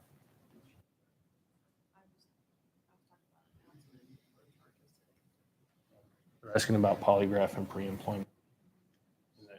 They believe they got rid of it. Right. Polygraph. Law enforcement. Yeah, CVSA is not done for, You're talking civilians correct, don't have to do a polygraph. correct. Are they doing something similar to CVS, that? it's the Yes, voice it's- analysis. So, Talk so to us I about think, that. Yeah, Just to- yes, I think where the confusion comes is we were talking about whenever the CVSA was done when we were hiring, so that would be like a call taker. Detention facility officers. In the past, it was polygraph for everyone, and then we went to what's called the voice analysis. So that was for professional staff. Well, I would like to know why we're required to do a polygraph. Okay. And I'm open to understanding that, but I want to Sure. know more about it. Yeah, because we had robust discussion We about did, that. and we had people come thought and it talk to went us. away. And so, And it wasn't made clear to me that it was just civilian. Okay, I think that this was probably before my time, because we haven't talked about this since I've been a deputy chief, and Well, well, doesn't matter. Next month, I'd ma'am. like for someone, and if it has to be enclosed because it has something to do with legal, Sure. put it on the legal, but I want to understand that better. Sure. Because if it's keeping us from having good people be police officers, I don't want that. Does that make sense? Absolutely. Okay. Any other questions for the colonel? Okay. My agenda has the right name this time. Acting Deputy Chief Greg Williams. Good morning, Commissioners and Mr. Mayor. Morning. We're going to begin with a Communications Unit presentation by Assistant Manager Tamara Basil.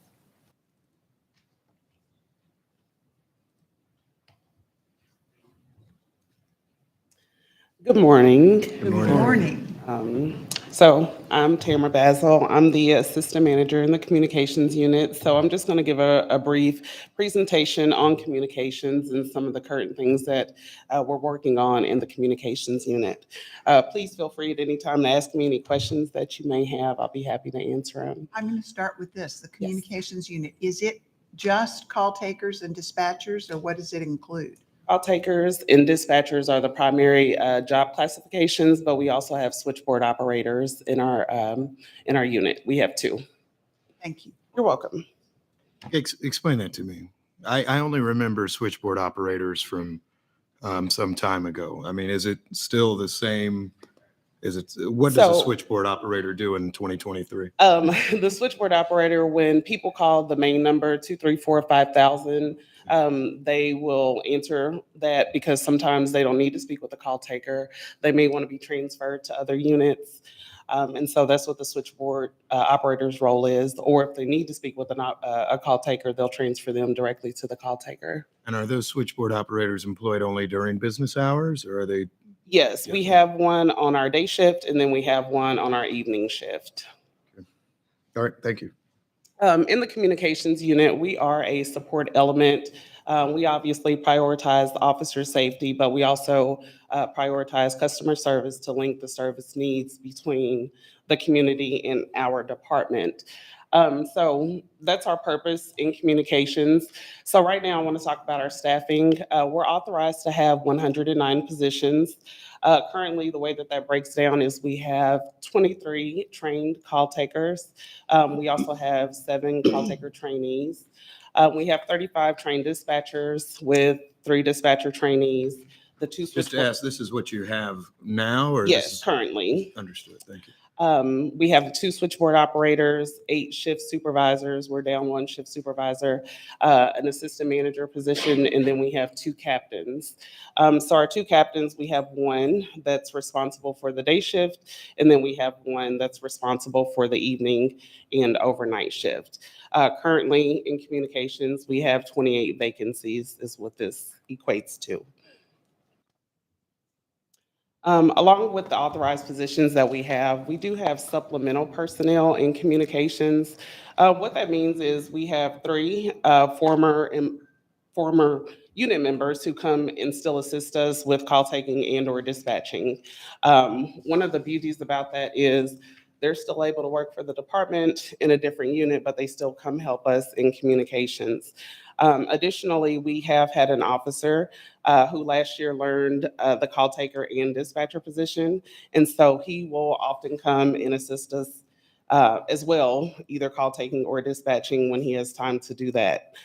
In addition to that, we do have independent contractors.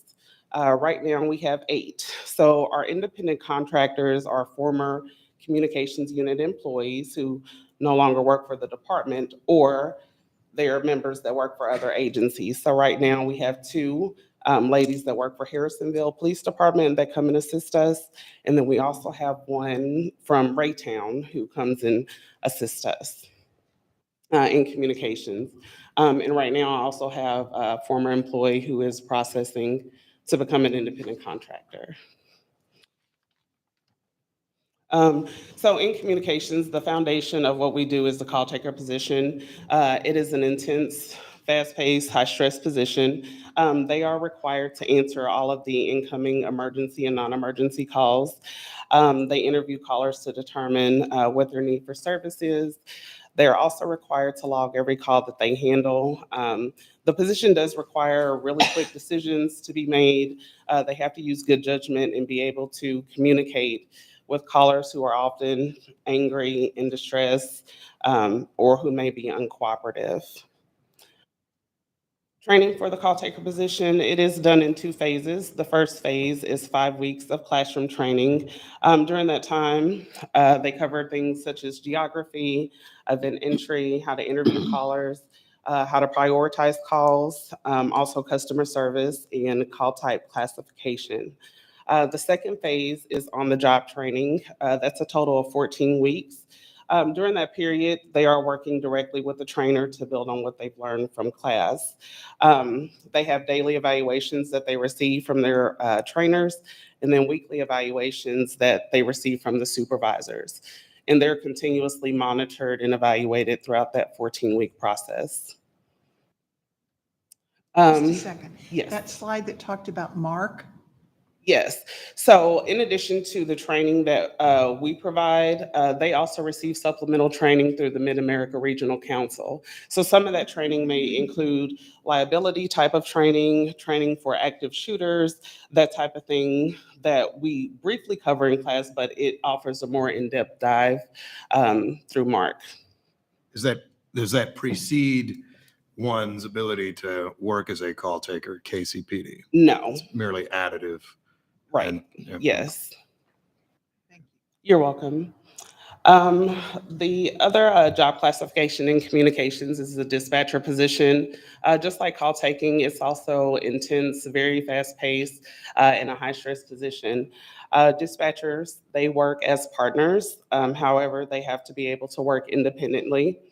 They dispatch on the calls for service and prioritize those calls as well as the requests from officers.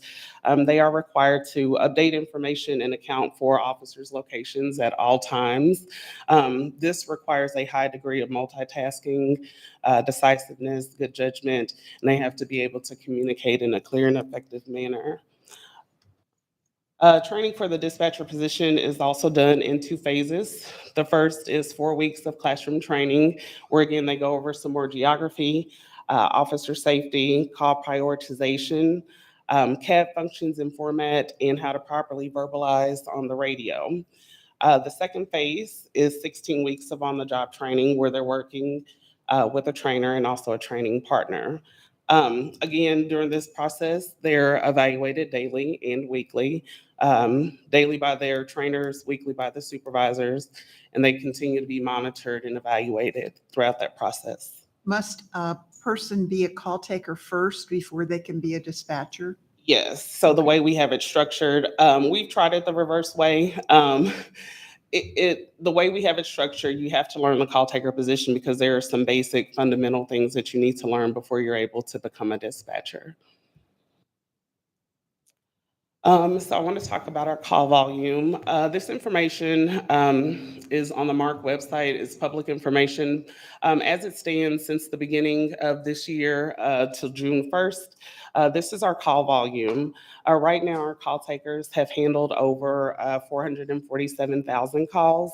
What that breaks down to is over 209,000 non-emergency calls, and then over 238,000 emergency calls that our call takers have received. So that's approximately 616 calls per hour that they're receiving. So when someone calls 911, it goes to Mark first? No, it comes to us. We're a primary answering point.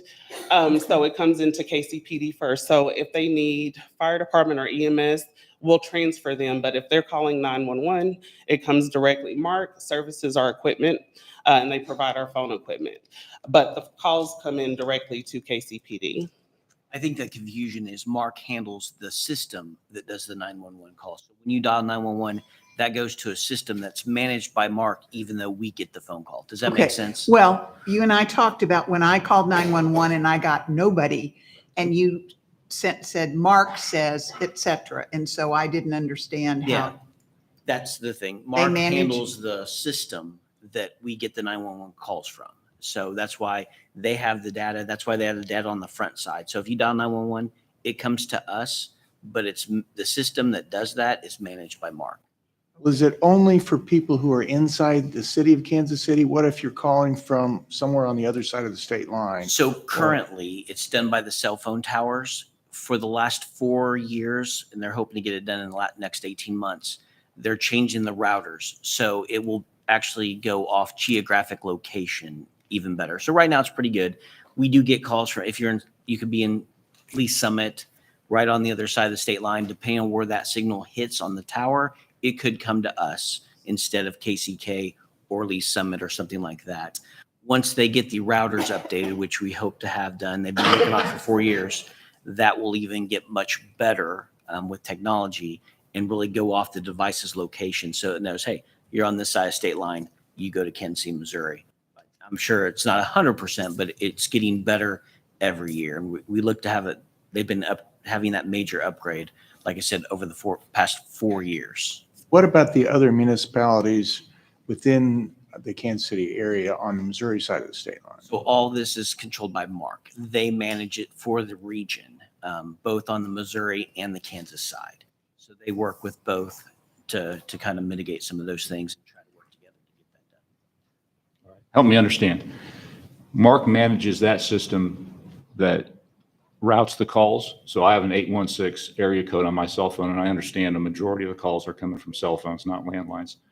And the difficulty is that number may be perceived as coming from a different area. And so it's not being routed as efficiently as it could be.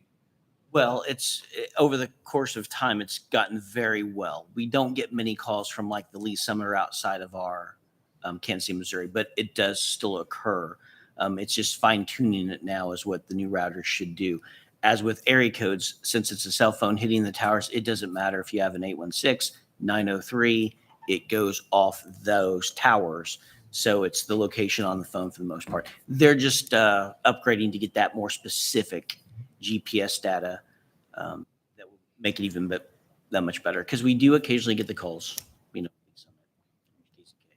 Does Mark ever offer to take on the liability for these sorts of incidents? It's been in public news that I believe a woman had a heart attack in Prairie Village, Kansas, called 911. It was routed, probably based on the towers, to Kansas City, Missouri, right? We are defendants, I believe, in a matter that may still be pending because it went to KCPD, the contention being that we didn't efficiently enough dispatch emergency services in Prairie Village, Kansas, until the dispatcher, who did very fine work, by the way, I believe was speaking to a child who said, my mother's had an accident.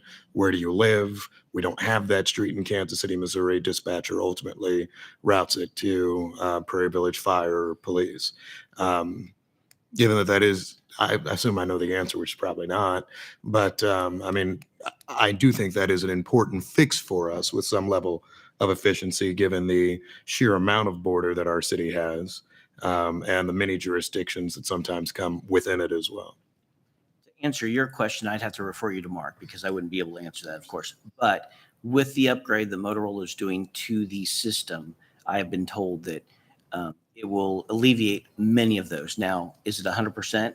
If I'm on state line and I'm on one side, I'm not sure how well that will work, but we believe that it will assist with the majority of those type of incidents. And do you know if that upgrade has been fully funded yet? Anything that usually seems to take several years means it's not. But have they indicated that they have resources that have funded that, or will there be other asks to the taxpayers of Kansas City, who I continue to believe pay a disproportionate share for regional assets such as this one?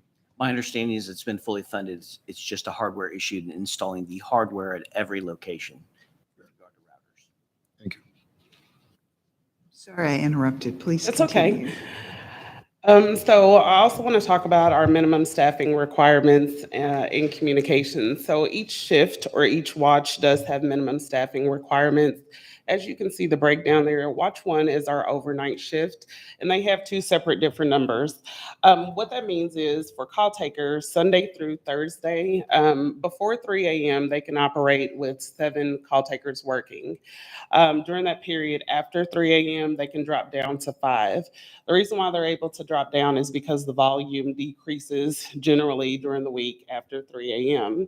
However, on the weekends, we still like for them to have at least 6 call takers after 3 a.m. working because the call volume is pretty steady. For their dispatchers, they should have 7. Watch 2 is the day shift. They should have 7 call takers working along with 8 dispatchers. For our busiest shift, which is our evening or our PM shift, they're 8 and 8. However, the reality is that oftentimes each shift is working below their minimum staffing on almost a daily basis. Which brings me to my next point. The 911 queue times. I know this has been a really hot topic here lately. So I just did a comparison of the queue times or the hold times from 2023 to 2022. As you can see this year, the hold times have increased. That is not ideal. This is just an average and it's based in seconds.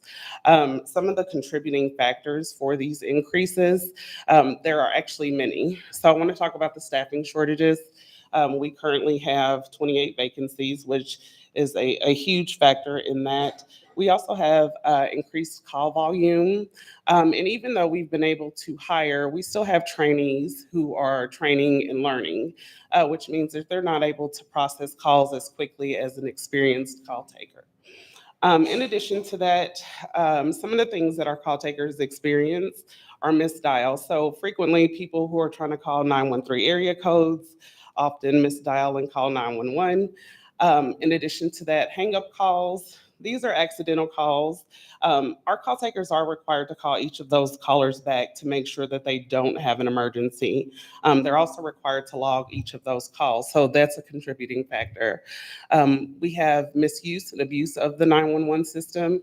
This may include prank calls, or sometimes we receive multiple calls, non-police related, from the same person.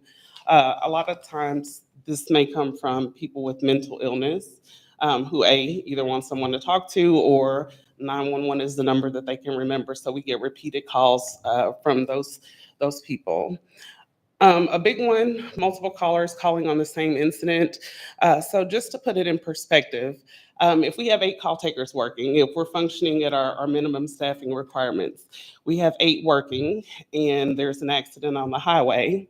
If 15 people call, automatically 8 of our call takers are tied up.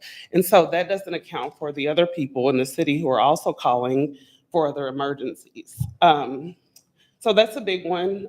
We also have non-emergency calls that are received on 911. That may include abandoned vehicles, illegally parked vehicles, animal calls, loud music, that type of thing. And then also there are requests for general information, general questions, phone numbers, questions about civil matters that are non-police related that we also have to field because they're still required to provide customer service. And those are the kinds of calls that you then send to somebody else, right? Sometimes the call takers can handle them themselves by providing a phone number, or sometimes we'll refer them maybe to the action center if it's not a KCPD issue. Sometimes we may have to tell them you need to contact an attorney. This is a civil matter, and so it's not anything that we can advise them on. But these are some of the contributing factors to our queue times. Takes time. Yes. Some of the challenges that we're facing right now is compensation. Currently, the starting pay for a call taker is $20.48 an hour. We have other agencies or other organizations that have a higher starting pay rate. They're either comparable to us or some are offering sign-on bonuses. As you mentioned, there are some agencies that are actually doing that. The recruiting events, I partner with our employment unit to attend these events. Some of the things that we experience are sometimes there are limited participants. And then competition. So we're not just competing with other agencies, we're also competing with industries outside of public safety. And then as far as applicant testing and interview are concerned, I'm responsible for that. Oftentimes what I experience are no call, no shows. So I may schedule someone for testing and interviewing. They don't call, they don't show up. Or sometimes they're not responsive when I try to get a hold of them. Multiple attempts to contact them, they may not be responsive. Sometimes if they're in the process, they may withdraw due to finding other jobs. So these are just some of the challenges that we're facing right now in the communications unit. How we're maintaining, although it is not ideal, overtime is how we're maintaining. So just as of January this year, our former members and independent contractors have helped us greatly with overtime. So they've contributed to over 1,200 hours in overtime, and you can see the breakdown there. The former members have over 285 hours of overtime, and then independent contractors, 969 hours. I would be remiss not to mention our current employees who have also since January worked over 6,000 hours in overtime to try to maintain what it is that we're doing in communications. So some of the things that we're working on right now, I am actively working to train a sergeant who's working in our unit. And then there's also a CPD officer who has previous call taker experience who is learning our system. So we're trying to bring some of those department members that have the skill set or who may be interested in learning the position to assist us. And I'm also going to be working to put together a condensed version of training for other department members who may be interested. It's a little easier to train department members just because they're familiar with our policies, procedures, things of that nature. So those are some of the initiatives that we're working on to help until we can get our staffing up. When you say department members, are you talking about sworn officers or civilians? Sworn officers, civilians, if they're interested. I've talked to some officers at some of the recruitment events, and they're like, I'd learn to do that. So that could be something that could be helpful to us until we can get our staffing up. So what it takes to be a call taker, there's no previous experience required. All of the training is provided. People just have to be at least 18, have a high school diploma or GED, pass the job simulation test, the reading comprehension test, and they're also required to submit to the CVSA a background check, psychological evaluation, and a physical. So you can see there, kcpd.org is where they can apply, or they can contact our employment unit directly if they're interested in a call taker position. All right, that's the end of my presentation. Does anybody have any I've got a questions? question. So you said you gave us a dialogue of minimum staffing.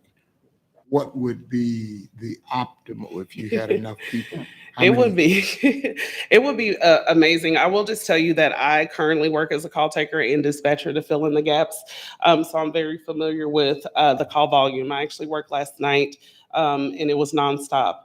Ideally, if we had, like on the PM shift, which is our busier shift, if we had 10 to 12 people on that shift, that would help us tremendously.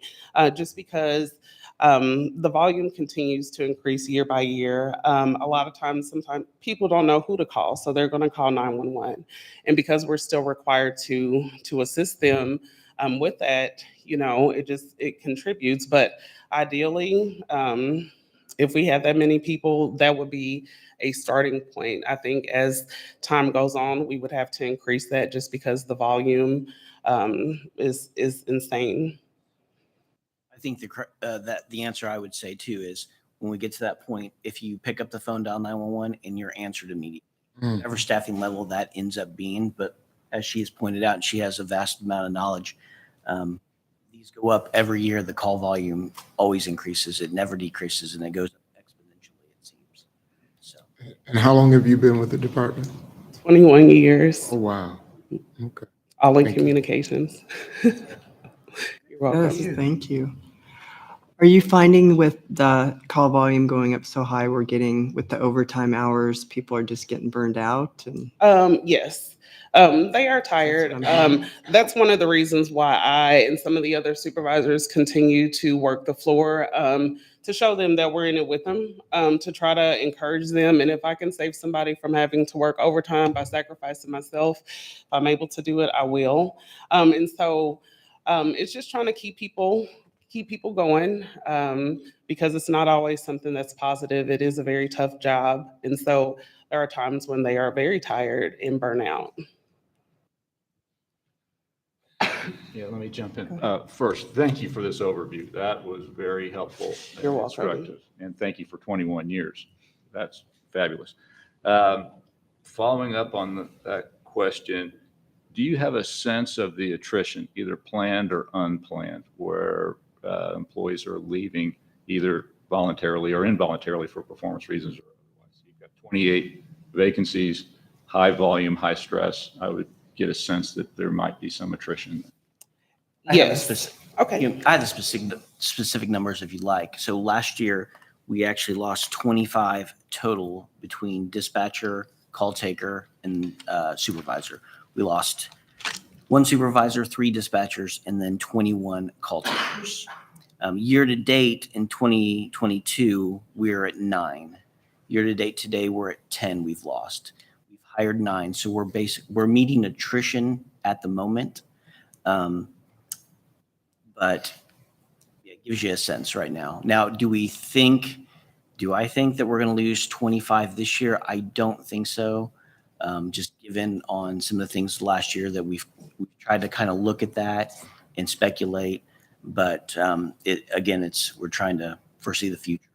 So if you extrapolate out the 9 or 10 for this year and you've got 28 current openings, that means you could be looking for 50 throughout the course of the year. No, it wouldn't be 50. If we maintained what we're doing right now, we would stay close to even if the attrition rate continues. Because of the 25 last year, and the hiring is meeting attrition within 1 or 2, give or take. 1 month I'm up, 1 month I'm down, if that makes sense. So I don't think that we'll be at 50 unless something weird happens. Now, there is a lot of other, as everybody's kind of pointed out, in the region, it's a lot of people are offering certain things to be pulled elsewhere. I just spoke with a dispatcher who has a conditional job offer at a adjoining agency. She has not taken it yet. The pay is higher, but when she found out they work 12-hour days and then they're required 4 hours of overtime. So they're working 16-hour days. We limit our overtime unless there was a catastrophic emergency to 12 hours. We don't let our members work past that. Now, if Martians were attacked, then that might be a different situation. And I think once you look at some of the outside agencies, look at the fine print. It's not always better, even though, hiring bonuses could affect. Let me follow up on that. Sometimes current employees can be your best recruiters. So have we ever considered a referral bonus that an existing employee refers someone hired on, they make it, that existing employee? Yes, we actually have a referral bonus that I believe HR, $500 for any member. And that's unlimited. So if you can go out and get 10 people, that'd be $5,000. So we do have that currently in place.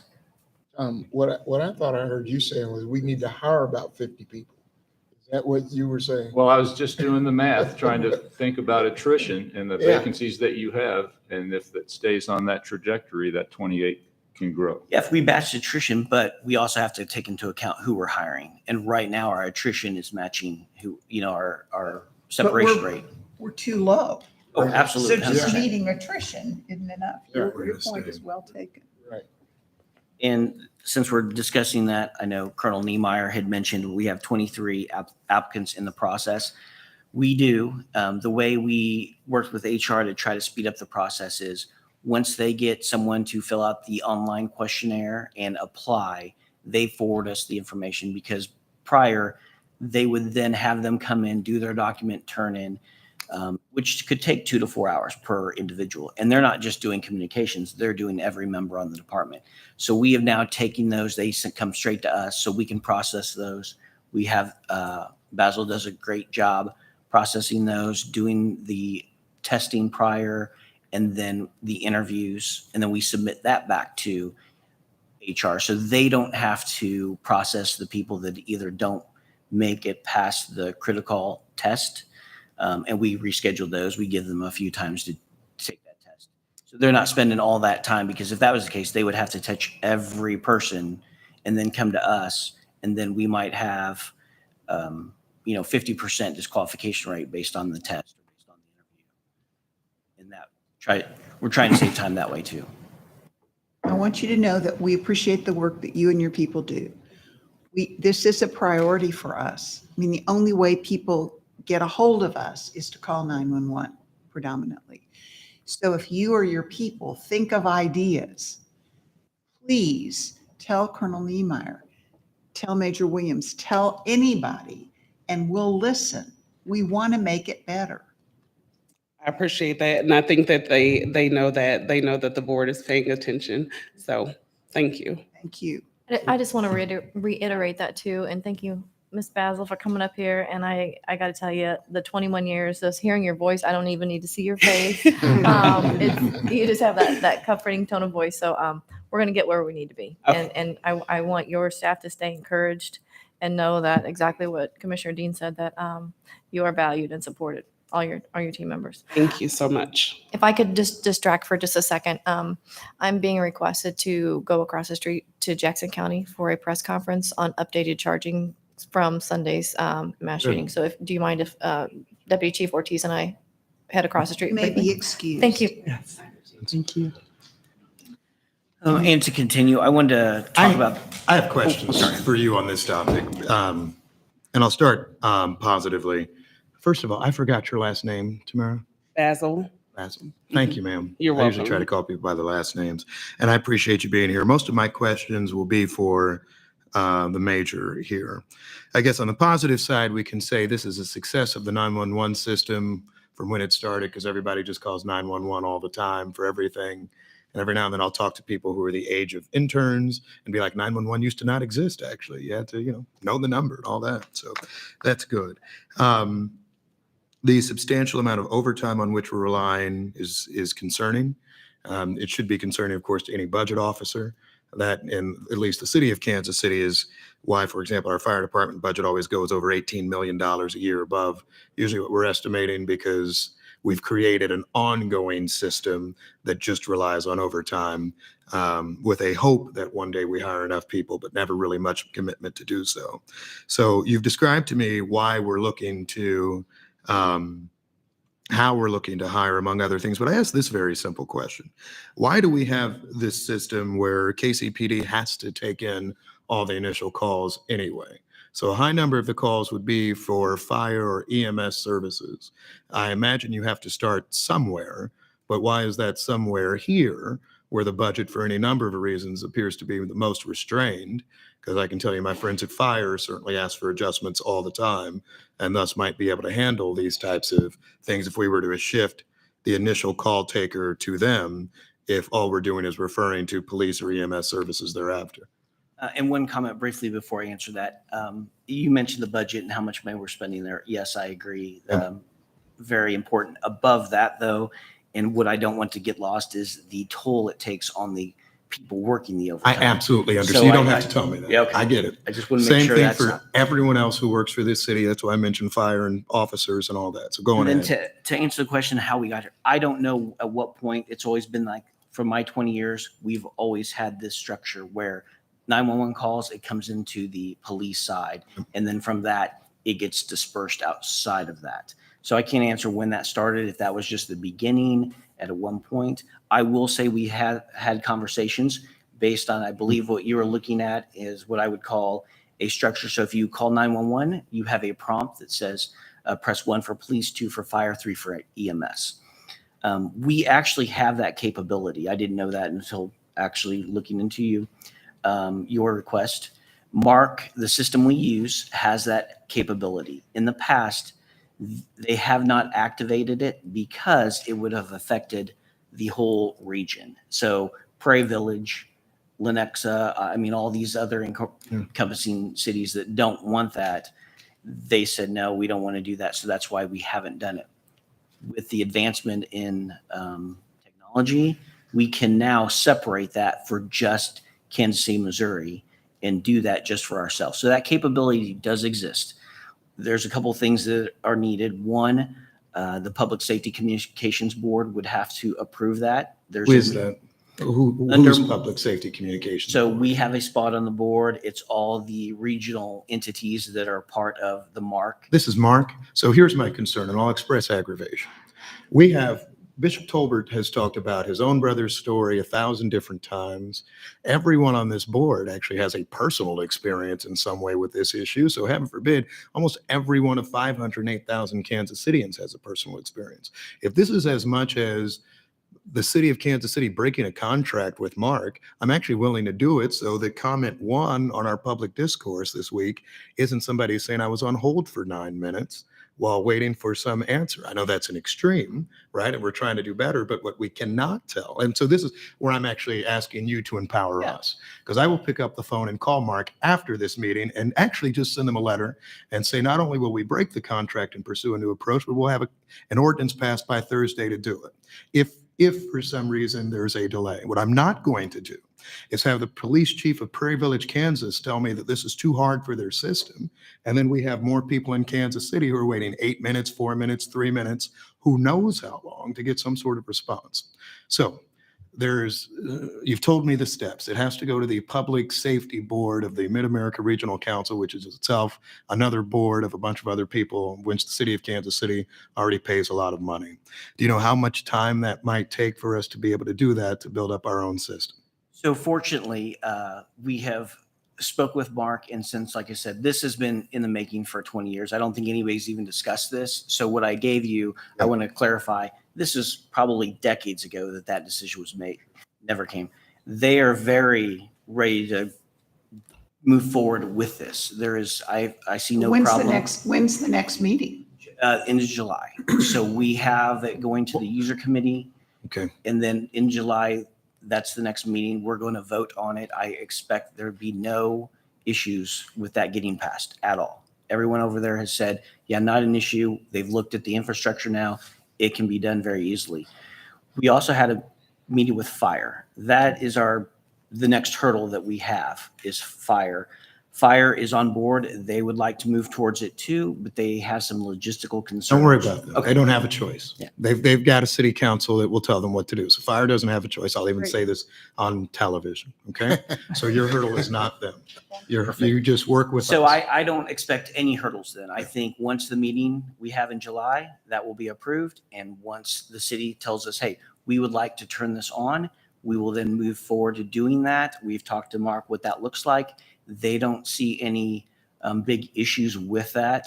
We can begin that. I would August 1st? I would Great. say within August. If the meeting's in July, probably need a week or so to get the software turned on, do some tests. I wouldn't want to just turn it on with some redundancies in place to make sure we don't have any problems. But easily, I think we could do this in August. And sir, I'll even ask, can we get so that we don't have to wait? I don't know when in July the meeting is, but I assume they have some ability to call an emergency Yes. meeting or something of that sort much earlier. If we were to say, particularly because everything's on Zoom now, that we would just like a quorum of whatever this public safety group that none of us have heard of before to get together to do their meeting. And I will find out, and I'll try to actually get that done if that's what the board would like. Because- I'll try to get that done this week. because I will want that tell you, before- sir, yes, I In the will. form of a motion?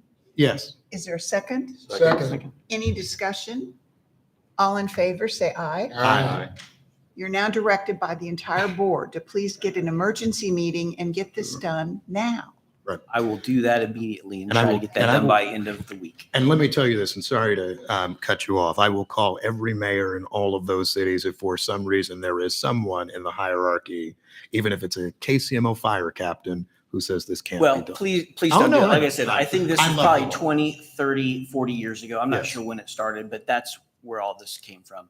It wasn't turned on way back Sure. then, just for that reason, which made sense then.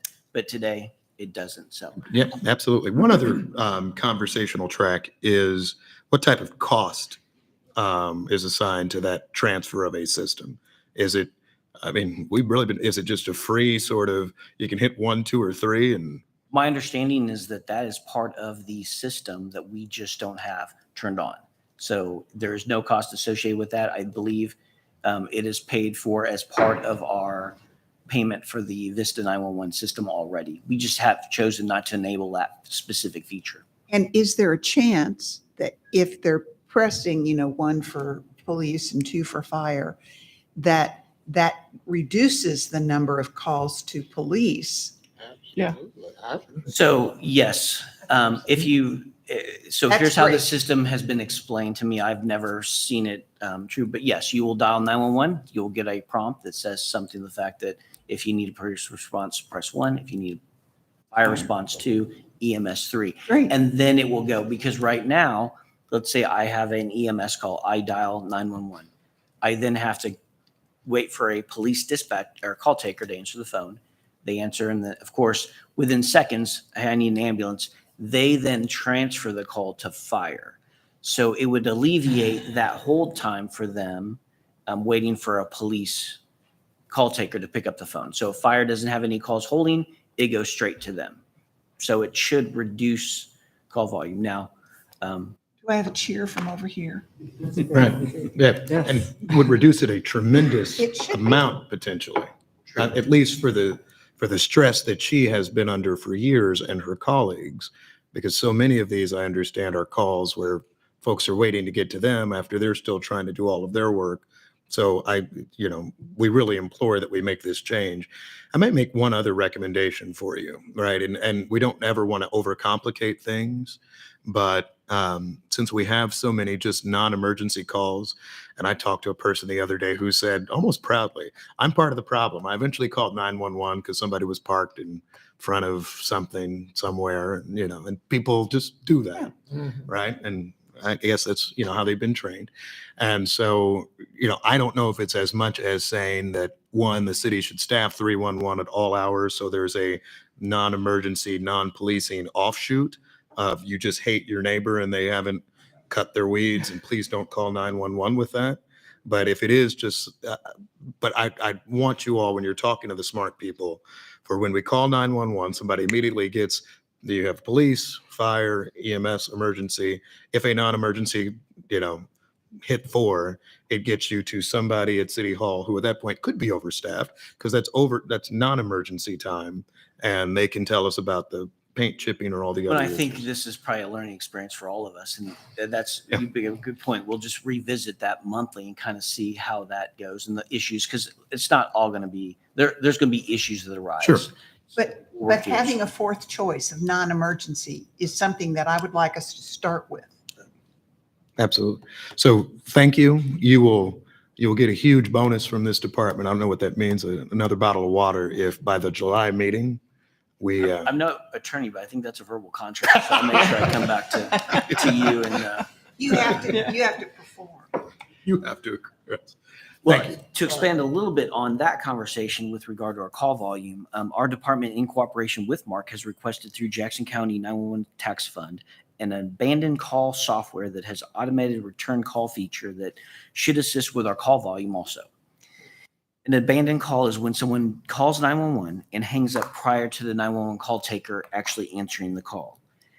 Currently, last month we had 21,991 of these abandoned calls. That's for 1 month. 21,991 calls, abandoned calls. And as Assistant Manager Basil told you, the call takers are required to call each one of those back because we have to make sure that the emergency response isn't needed. Many of those calls are like the traffic accidents, or even if you have a shooting and in a large gathering, you're going to have multiple people dialing 911. So once they know police are en route, a lot of people hang up. So this should help with that. This will automatic the return call and should allow call takers just to focus on that call. So when we get a 911 abandoned call, it goes into a prompt. The call takers can see it, but they're dealing with the 911 calls. As they're doing 911 calls, if those add up, they will then tell one of the call takers, and please correct me if I'm wrong, hey, you handled the abandoned calls, we'll continue with the 911 calls. And then you'll have someone go back and try to call those calls back, because you don't want someone waiting for emergency response that needs us not to go through. This software will automatically start to call those phone calls back and then have an automated response. Do you need police response? Do you need fire? Do you need an emergency response? If you do, stay on the line, press 1, and then it will put them back in queue. If they don't, press 2, and then it does away with the call. So this 22,000 calls in 1 month, that software should hopefully take a majority of that workload off the call takers. And that's going to start now. So the system has been ordered. We have a ship date of July 14th. We expect that it will be a week or two to upload the software and actually begin using it. We've also had the conversation, will the other system that we've talked about have an issue with that? We don't believe so. Mark has done a fabulous job looking at that, and we think everything will be work together with no issues. Commissioner Dean, you mentioned that you'd like to see that fourth option. Yes, But what I would say, if it's not ready, let's go ahead and put the 3 in. that's fine. And then we can always update to the 4th That's fine. non-emergency. option. But tell me, Right, yeah. But The way I understand it, we can, I think we can make it 4 right off the bat, but Okay, yeah, but we don't want to hold it. we up will to not 3, hold it. Yeah. I agree. Waiting Yeah. on the 4th. I will not. I'll make sure we don't hold it in case there's an issue with the 4th. Major, I will just say this, and I will, I'm going to express my extreme disappointment, not with anything anyone is doing here. We have contracts, the city, the taxpayers of Kansas City help fund and support operations of the Mid-America Regional Council for a reason. And for them to have, and I understand this is a system that's existed for 20 or 30 years. If we all got to use that excuse, our lives would be much easier. I have strong expectation that as soon as they were hearing about this crisis with calls in Kansas City, the largest city in the metropolitan area, they would have been looking at solutions to help assist us rather than perhaps them bringing solutions to them. I'm not putting words in your mouth. These are very simply mine, which is that as we try to come to these types of solutions, I hope that they continue if they see challenges, particularly impacting residents in Kansas City, Missouri in the future, that they're working quickly, proactively to make sure they're being addressed, because it does give me some concern that there's been a software in existence since Bishop Tolbert, as board chair, was telling us, I think, a very impactful story, roughly a year and a half ago or more, about these issues. And we've all been working hard, putting pressure on Ms. Basil and her team, on you and others, when there might have been a solution. You need not speak to it. It's just me. But I'll make sure I do follow up with that conversation as well. And I understand everyone you're working with probably has been very friendly and supportive. This may be at a different level at which we'll enter. Well, and I will comment. I've been in my position for 5 months. I didn't understand exactly what they Yeah. do, but we are the Mid-America Regional Council. So I want to make sure that's not lost. It's not a separate entity. We're part of it. All the regional Understood. agencies are part of it. So we would have to take some of that responsibility too, not knowing that that's there because we have a chair, we're a chair on that committee. So I take responsibility for that. Understood. But I want to make sure it's not that its own little entity and they're outside. All of us make them up, as a part. I will note that Mark does have a professional staff that helps address these issues. You are a professional police officer. You're fairly busy when you are at those meetings. They have folks whose job it is to help research these sorts of things and address them. And so we'll address that with them along the way. You're doing good work at your Thank you, committee. sir. Thank you. Speaking of Mark, a number of agencies in the region are engaging in a strategic planning process to assess, evaluate, recommend, and potentially implement a centralized dispatching of 911 services. Mid-America Regional Council is currently managing an RFP for the feasibility study for this regional dispatch center. We should have more information to come about that in the months moving forward, where it's the infancy stage of this. We do want to make sure that our members know, though, even if some point in the future we were to do this, you will always be KCPD. You're not going to go and work for Mark if we do this. You will retire as a KCPD member if you choose, or unless you decide to voluntarily separate prior. But again, this is just beginning stages. I know a few years ago this was looked at, and for whatever reason they stopped. But we now starting to relook at that right now.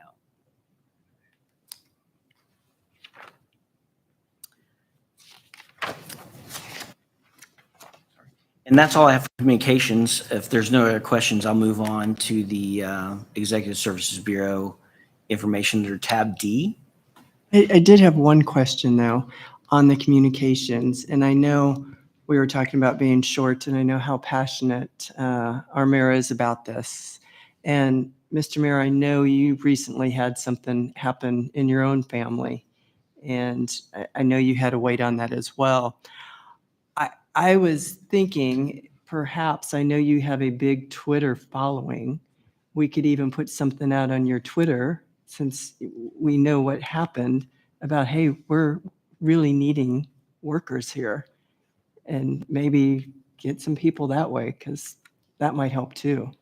Absolutely. Absolutely. And I'm happy to do that and agree with looking in every path that we can try to find more workers for this. Yeah, I think all of us just putting that word out however we can to help Wonderful. Basil out there, because she's done a great job with everything she does. We appreciate anything you can do. So Thanks. Thank you, ma'am. I'll start with item A. I request general fund and police grant funds transfers. The general fund transfers moves $425,000 from personnel services to contractual services. Due to appropriation cuts to contractual services, this transfer is necessary to ensure sufficient funding in categories for the normal operation of the department. The police grants fund transfers moves $69,814 from personnel services and $44,597 from capital outlay to the amounts of $50,111 to contractual services and $64,300 to commodities. The police grants fund transfers adjust appropriations to where they're needed now compared to when they were estimated in fall of 2022 as the budget was being put together. Unless you have questions, I recommend approval. Madam Chair, I have a few questions on this, and this was the subject of our discussion last month, which, unless there's an email missed, I haven't quite got full clarity on. You recall last month's meeting, we had a discussion about a transfer from personal services amounts, salaries for folks, to contractual services. I believe there was a contract for certain janitorial services.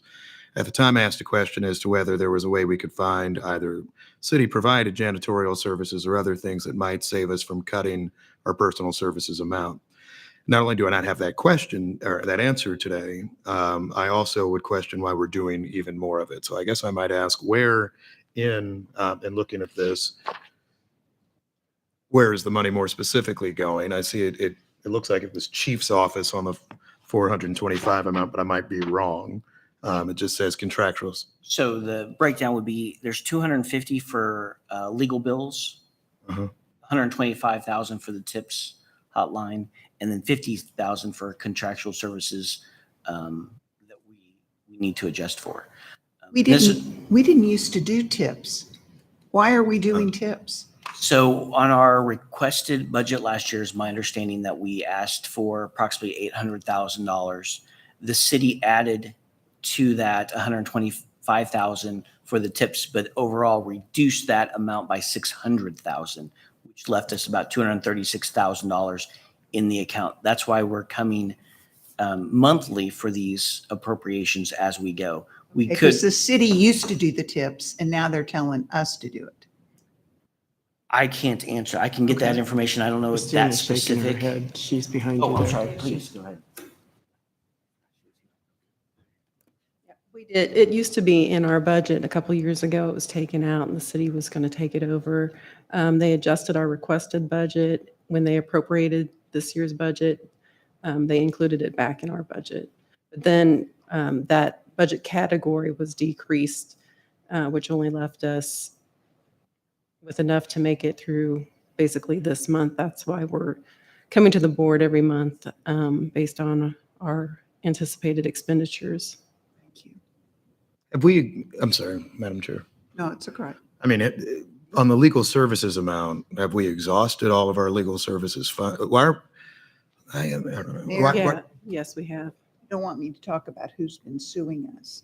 Fair enough. I just know budgets that I know. And we have at the city probably millions of dollars in legal expenses. So we are not transferring our legal expenses in month 2 from, let's say, fire or salaries for fire, heaven forbid, right? And instead actually are expending those at the point at which we are exhausted. So are we just estimating that we're going to have 250 grand in legal bills for the entire year? No, we have them in hand. The problem is that this year our budget was cut in contractual services where it typically is cut in personnel. So we went from a requested budget of 15 million down to 3 million. So that's why you're going to be seeing a lot of transfers throughout the fiscal year because we had a significant cut to our contractual services across the board. Whereas that typically is up in personnel. Well, I actually greatly appreciate not cutting personnel. I prefer that we keep it there, but then I guess these subsequent transfers. My question would be, do we have more than $250,000 in services that could fund legal services for this month? I mean, is this just us trying to pay a $250,000 legal bill when we have what would seem to be up to $3 million in contractual services that we could spend on covering it rather than reducing personal services by $425,000, or in more particular here, $250,000? I did take a look at that. My concern is if we do that, I'll be right back here next month putting it back into those other accounts. Sure, but we talk about people all the time. We want to pay for officers, we want to pay for dispatchers, all these sorts of things. And we should keep the money in those areas rather than paying for our lawyers first. With respect to lawyers, I love them myself. Several of us are. If we have contractual services funds that could address this, then why don't we actually just come to switching from personal services when we reach that emergency point at which we would need to? It'd be, the easy answer is yes, but we would be back here in another month or two trying to put that money back in there. And if we have other obligations that we have. Okay. I mean, look, we can vote at some point. I'm just going to strongly disagree. If we can estimate that we will have personal services sufficient to cover our legal costs even later this year, then I don't know why we're doing the transfer now. We have contractual services to do it. I mean, if we can just transfer these things, which apparently we can, why don't we actually exhaust our contractual services amount?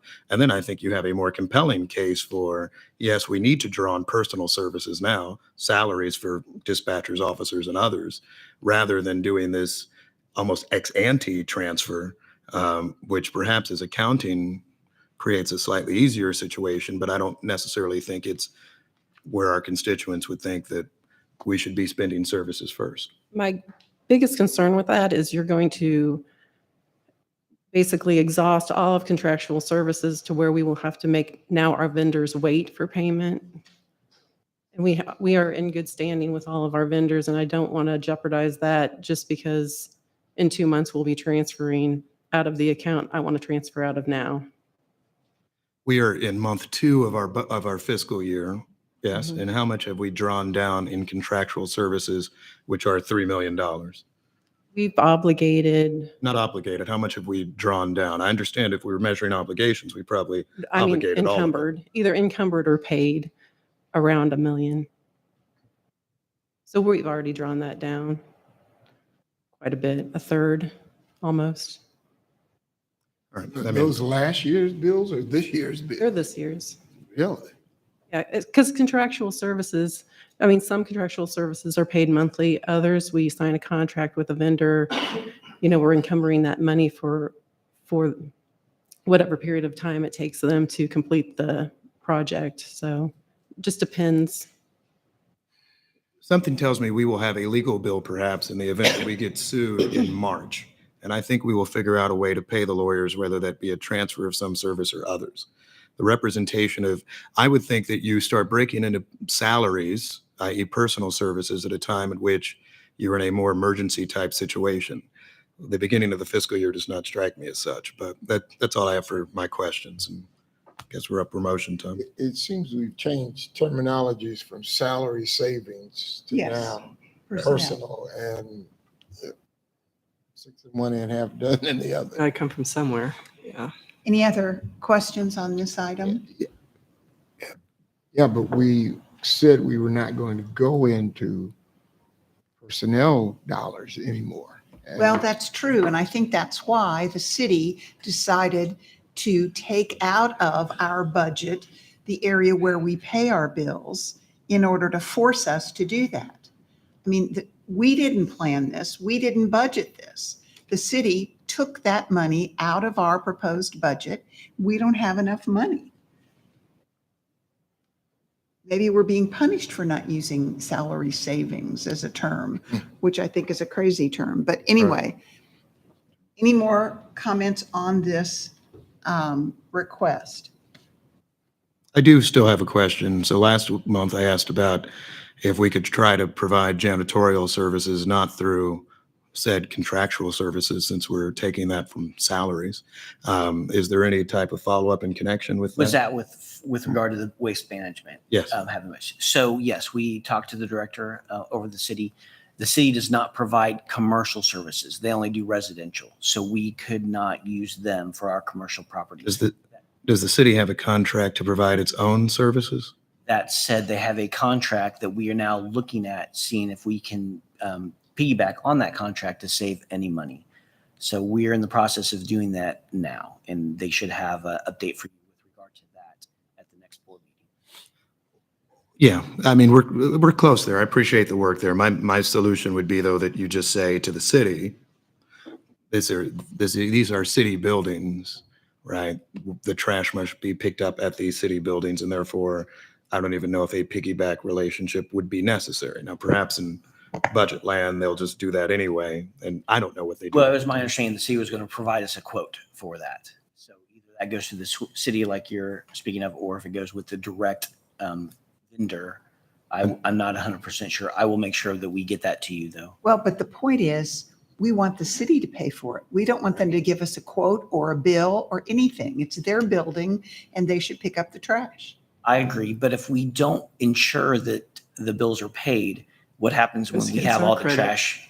I don't think the mounting? city will let giant prove me. I mean, you can prove me wrong, but yes, this is a bit of a discussion. But yeah, I don't think they'll let 200 bags of trash sit outside of Metro Patrol every week. And I think what you could say is, and you have the mayor on the board too, which is helpful in this situation, and say we'll expect that the city start picking up trash at least how many facilities do you have? You got 6 patrol stations and like Number of other the academy smaller ones, and correct. But yes, I know we're looking at that based on the contract with whoever the city actually has their. I mean, I don't want to be reckless. So if there are 50 police facilities that I'm missing, then that'd be one thing. But if it's several more buildings, then I would think it's probably double that, just off the top of my head, how many facilities we have. It's probably. Okay. You think about Well, see what you can do to have no cost for that and say, we're giving this responsibility for your buildings back to you. Just like a slip and fall case, I hate to help out personal injury lawyers, right? If there's a slip and fall case in front of our building here, someone can actually, of course, sue the police department. They can also sue the city of Kansas City, and probably the proper defendant is actually the city because they are an owner of said building, unless we've transferred authority for salting the sidewalk, steps, and all of those. And so this would be a similar kind of theory with it. We'll make sure we look into that further. I'm going to put it on the mayor's tab. Yeah. Any other discussion on item A, tab D? Is there a motion? I make a motion to approve. Is there a second? Second. All in favor? Aye. Vote no. Opposed? No. Thank you. Next item, Item B, the department has received funding for a replacement Jupiter wall from Jackson County to be used in the communications unit. I'm requesting that the sum of $150,000 be appropriated from the unappropriated fund balance of the Special Services Fund to the Communications Unit Minor Equipment Fund within the Special Services Fund. Here in a couple items, we'll actually vote to purchase the wall, but this is just moving the. Unless you have any questions, I recommend approval. and what I'm going to do is I'm going to ask for a motion and a second, and then I'll ask if there's any discussion. So is there a motion on this item? I make a motion to approve. Is there a second? Second. Motion's been made and seconded. Is there any discussion? Hearing none, all those in favor say aye. Aye. All those opposed say no. Item C, the department has received private donations in the amount of $65,000. I recommend that the sum of $65,000 be appropriated from the unapproved fund balance of the Special Services Fund to the following accounts within the Special Services Fund. Police Foundation of KC contract work, $15,000. Community Engagement Division contract work, $30,000. And then Community Engagement Division minor equipment, $20,000 for a total of $65,000. Unless you have any questions, I recommend approval. I'm going to call for a motion in a second, and then we'll discuss. Is there a motion to approve DC? I make a motion to approve. Second. Motion's been made and seconded. Is there any discussion? Hearing none. All those in favor say aye. Aye. All those opposed, no. Thank you. Item D, I recommend the Board of Police Commissioners approve the replacement of the Jupiter video wall system located within Communications Unit at an estimated cost of $149,073.36. The products and replacement will be through Electronic Technology, Inc. with pricing based on the KCRPC contract number 93. Unless you have any questions, I recommend approval. Is there a motion on this item? I make a motion to approve. Second. Motion's been made and seconded. Is there any discussion? Hearing none. All those in favor say aye. Aye. Those opposed, no. Motion carries.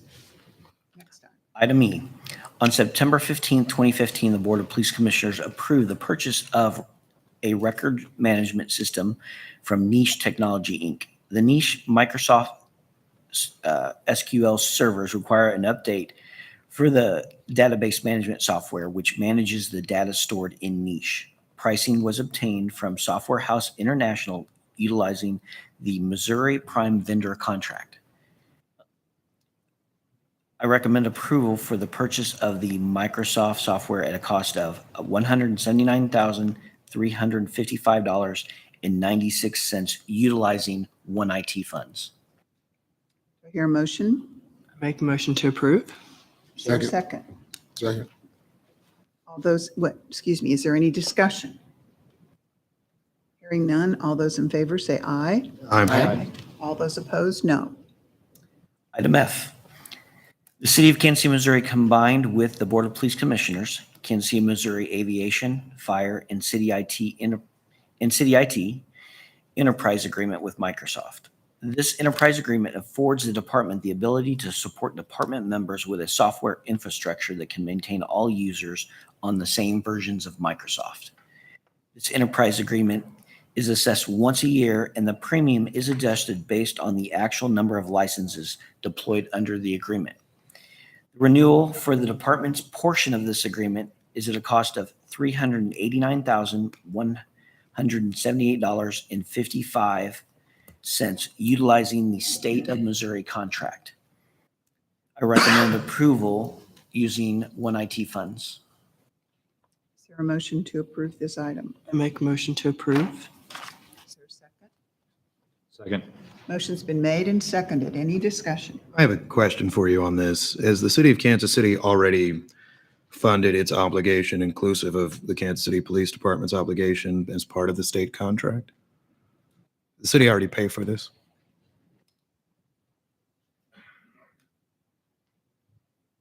I believe they are paying for their portion separately, but we get the information together and then they break it off into our portion, send it over to us for review where we pay our portion and they pay theirs. The way it works, as I remember from litigation, though, is that the city will then pay the department's portion, I guess, in this situation, to the state of Missouri. Right? KCPD doesn't sign a check. The city of Kansas City will transfer funds on behalf of KCPD to, I assume, the state of Missouri. I'm sorry, say that one more time. I don't know if I know. How the do we answer. pay our bills? Right? Well, we would write a check. Is it from KCPD or does it come from the city's finance department? KCPD will pay for this, our portion, and the city finance will pay for theirs. Separately to the state of Missouri? Well, I'm not sure if it's state of Missouri. It's just the state of Missouri's It's- bid. It's their bid. It's We're their- using their bid. Yeah. I thought, and maybe I'm just now vastly confused, I thought that the way that our bills are usually paid is that the city of Kansas City will remit payment, for lack of a better term, to some of the entities with which we have obligations. And then the city assigns some amount to KCPD costs as relating to that. Not in the case of this. We actually will write the check. We don't do an inter-account transfer and reimburse the city for writing one check. We'll write our own separate check for our portion. All right, well, we have to pay it. I was going to try to make the city pay it, but okay. Well, we keep talking. Approximately how many licenses, and did we run out last year? Did we have enough? We did not run out. I don't have that specific information on how many licenses we have. But we didn't run out last year, so. No issue with anyone. Like I said, we adjust it every year depending on how many we need. Motion's been made and seconded. Any more discussion? All those in favor say aye. Aye. Those opposed, no. Motion carries. Item G, the department has been awarded a Motor Carrier Safety Assistance Program grant in the amount of $1,320,762. The award is 95% federally funded with a 5% local match. The award period is from July 1st, 2023 through July 20th, 2024. This is the 27th year of funding. Funding from the grant will be used for personnel, overtime, equipment, travel, and training for the commercial vehicle inspection section within the traffic division. Unless you have any questions, I recommend approval. Is there a motion? I make a motion to approve. Is there a second? Second. Motion's been made and seconded. Any discussion? Hearing none, all those in favor say aye. Aye. And those opposed say no. Motion carries. Item H, the department has recently received a memorandum of understanding and grant agreement documents from the Kansas Bureau of Investigations for the Investigative Support Center Award in the amount of $418,408 for the period beginning January 1st, 2023 and ending December 31st, 2024. This award is 100% federally funded and is in its 26th year of funding. This program provides funding to combat the manufacture, sale, and use of illegal drugs. Unless you have any questions, I recommend approval. Make a motion to approve. Any second? Second. Motion's been made and seconded. Any discussion? All those in favor say aye. Aye. Those opposed, no. Motion carries. My last item, item I, the department has been awarded $3,342,311 to the department for the 2023 Combat Jackson County Drug Tax Unit. The funding is for the period from January 1st, 2023 through December 31st, 2023. The Jackson County Anti-Drug Tax, funded through the Combat Commission, provides funding for additional undercover and civilian support personnel. Unless you have any questions, I recommend approval. Motion to approve. I second it. Motion's been made and seconded. Any discussion? Hearing none, all in favor say aye. Aye. Opposed, no. Motion carries. Thank you. Deputy Chief Young. Thank you. That concludes my presentation. Any questions? We didn't if- have anything for her since she got to do her stuff early. She did. And I could speak briefly about the recruiting and retention committee if you would like, or I could save that till later. So I do envision them making a presentation at some point, but they're really in their infancy, so they don't have any results as of yet. So we can also wait. Next month would be great. Sounds great. Thank you. Mhm. And I just noticed that Ms. Atterbury walked in. Would you like to introduce the new general counsel? Say his last name again, so I.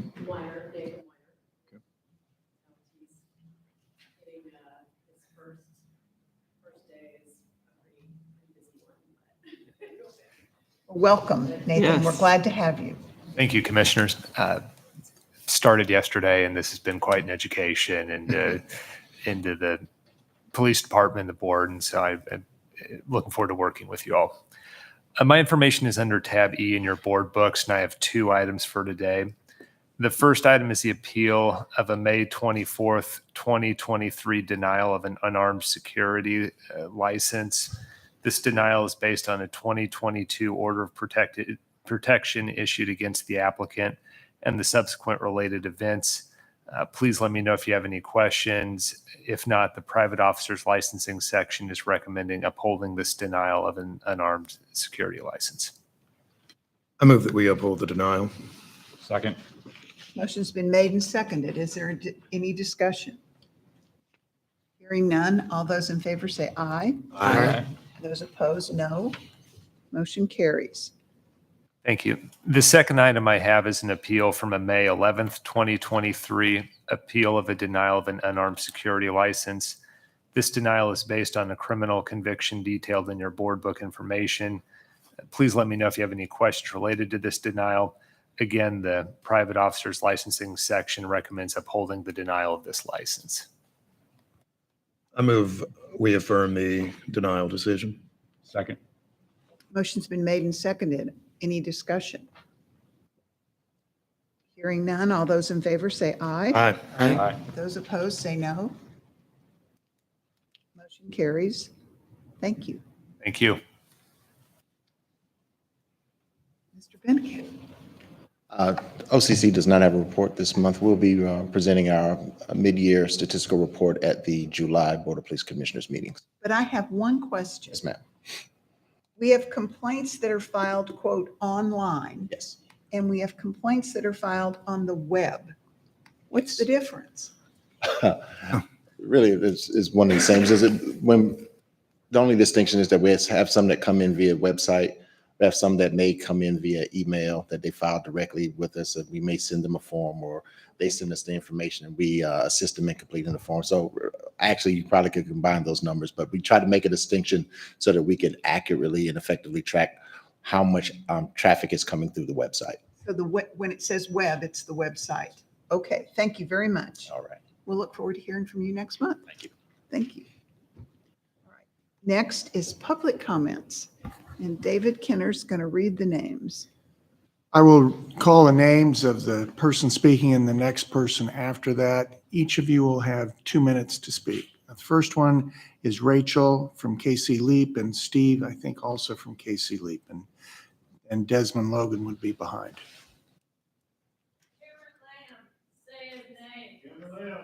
Cameron Lamb, say his name. Cameron Lamb, say his name. Cameron Lamb, say his name. I haven't started talking yet. Can you start that over, please? I'm sorry, you did start I talking. have not been here. I was not at this podium. Don't think he said. Marcel Nelson, Kristen Fairchild. This is the first time their names have been spoken in this room, a room full of people that could have and should have protected them. Bishop Tolbert, I heard you don't know who Blaine Newton is. Well, listen up, Graves, you too. Well, she's not here, is she? Before Blaine Newton murdered Marcel Nelson and Kristen Fairchild, he murdered Donnie Sanders. He beat and tased a child. He slammed a pregnant woman face down and kneeled on her back.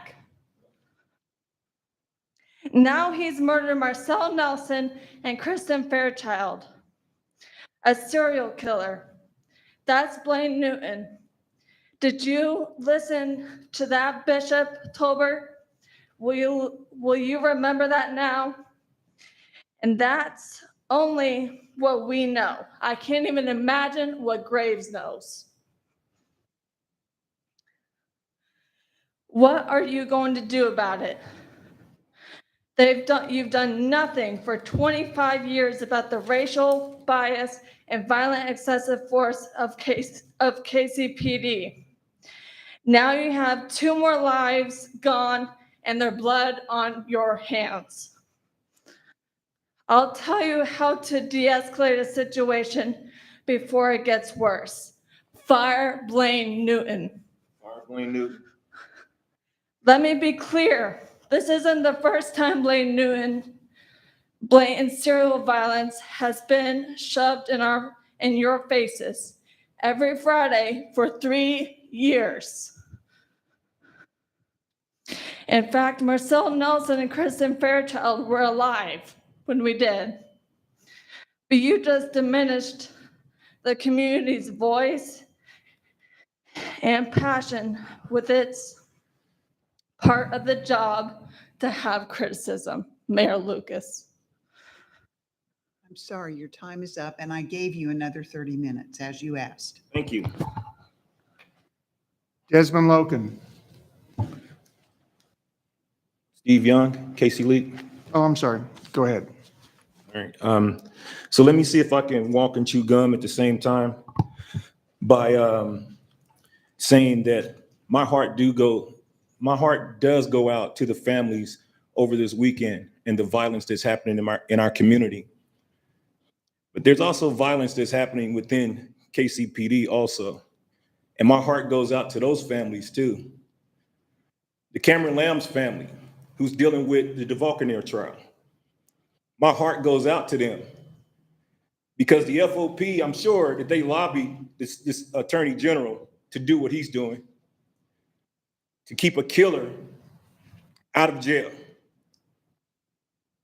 He was sentenced by a judge, not by a jury of his peers, by a judge. And yet the attorney general says that it's not good enough. There's errors in this case. Is that justice? And then you have Blaine Newton, who has continued to stay on this force to kill 2 more people. My heart goes out to the family of Marcel Nelson, to Kristen Fairchild. And he also shot another person that same night in the head who survived. Blaine Newton, who killed Donnie Sanders. Blaine Newton, who Bishop Tolbert said he has no idea who he was or who he is. Bishop, your go-to is to lie instead of just facing the facts and just say, hey, young man, I understand your pain. I know this man. Yes, I do. And I know the harm that he's caused to our community. No, you can't do that, but you're going to lie to me. Have you done your research yet? Because you told me you was going to research him. No, because you don't care. Don't tell me you care because you lied so quickly. I'm sorry, your time is up. Yeah, I know my time is up, but Blaine Newton is still a killer cop, Thank you, sir. and it still hasn't been addressed. Crickets. Nobody will say anything about Blaine Newton. Crickets. Policy and procedure always gets in the way when it comes to cops that kill us. Blaine Newton threw policy and procedure out the door. Say something. Desmond Logan. Is Desmond Logan here?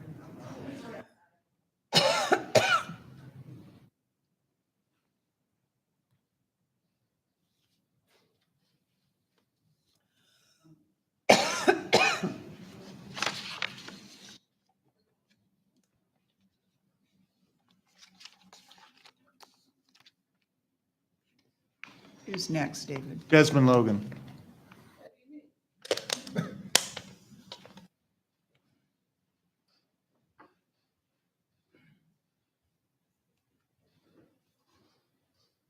How y'all doing today? I don't know what just happened, but I didn't come for none of that.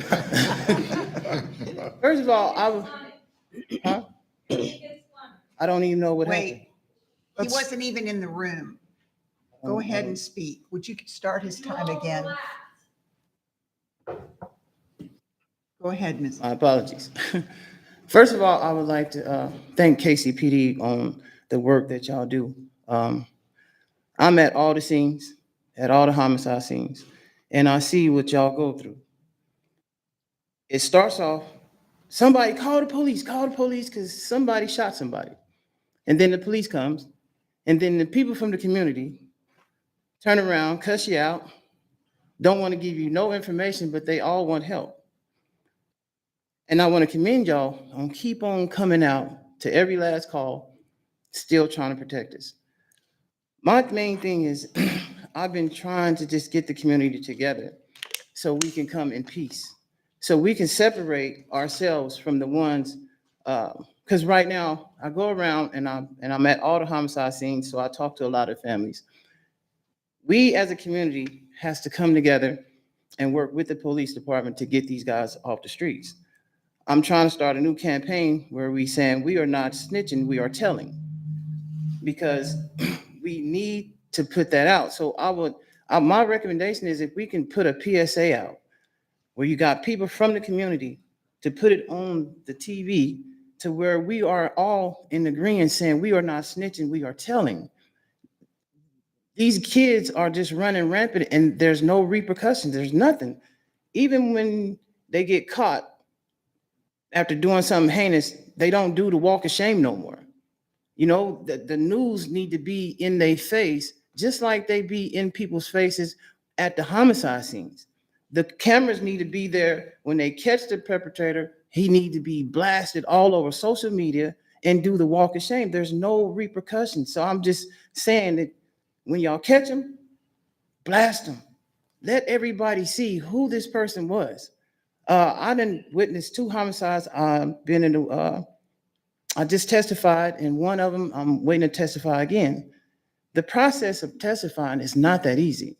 I don't think y'all understand that. It's not that easy.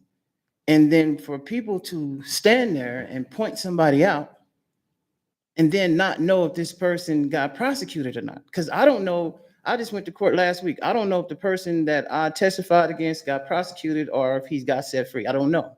When I leave here, I'm gonna call the prosecutor and ask her. So it's just things that we can just put in place, just simple things, not nothing major. Focus on these kids. Focus on these kids because these kids have lost mamas and lost daddies, and these kids are gonna be the next shooters if we don't provide mental health and we don't do something for these kids. These kids are just running rampant all summer. Just recently, I had 6 young men with ski masks in front of my house trying to steal my neighbor's car, broad daylight. I called 911. 911 called me back an hour later, asking me, did I need help? I didn't shoot them because I noticed they was kids with ski masks on. But these look like robbers in my neighborhood, and everybody in my neighborhood are elderly people. We don't have kids on the block for them to be visiting. So I had to make a conscious decision on not firing my weapon to shoot these 6 kids. But they run through my neighborhood running stop signs like they're green lights. And I'm talking about, I stay on 58th and Highland. They run from 59th all the way down to 55th, run every last stop sign. So it's just things that we just need to know, that I don't think y'all understand, that these kids is still in these cars, they're getting caught and then they right back out. There's no repercussions on anything. So if y'all could just hook up monitors on their legs, so then y'all can keep track of them or something like that, because these kids are getting right back out committing the same crimes. I'm sorry, your time's up. Okay, thank you. Thank you, everybody. Thank you. Thank you. Ron Hunt and then John Sharp.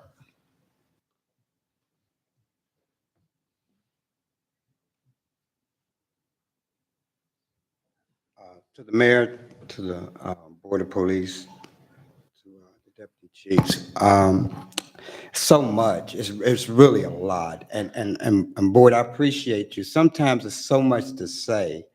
And I want you to adopt, if you can, adopt the courtesy of just talking back to us. Make us feel like we're being heard. You know, if I'm saying something right or wrong, talk back to me. But I got several things, and Desmond's right. He lives up the street from me. I was at 57th and Prospect, and we definitely got a good chief, and I was with the deputy chief. I appreciate what you're doing with the PAL. That's why the PAL program is so important. It's so important because I want to deal with the victims and the perpetrators' kids, you know, so my man, we getting together on the PAL. Another one, if the jails are filled, we ain't got nobody to put these people in jail. Why should I call TIPS hotline? Why should I call TIPS hotline? If we having a jail problem, those criminals know that. They really know that. That's number 3. Number 4, I love you guys. I appreciate all of you guys. Jake, Bobby King, Corey, all of you. I appreciate you. I took my 8-year-old daughter to the crime scene on 57th and Prospect. Yeah, Prospect. Yeah, my 8-year-old. And, you know, I brought up the issue about the bodies on the streets. I called the chief personally and says, hey, you know, about bodies, you got to clear that. We got to clean that up, whatever it is, because that's really horrific for a parent to come and see their loved one, not for 30 minutes, for hours. And that's just not that one incident, but there were several incidents. So, and lastly, what concerns me, Board, okay, real quick, because I love you guys. It's good stuff. I don't get to give more time to I somebody know, that loves but us the than one somebody thing that doesn't. bothers me, okay, I know, the one thing that bothers me is just the liability. We as taxpayers, we need our police officers, but we can't pay your lawsuits. We can't pay that. That really bothered me about that. I understand. Your time is up. Thank you. Thank you. All right. And I would like to say, Ron and Desmond, thank you guys, because I know you guys are community leaders, and I hear that you're there and that you were there on 57th, and we need more community support like you guys. So we do see you, and you do make a difference. Thank you.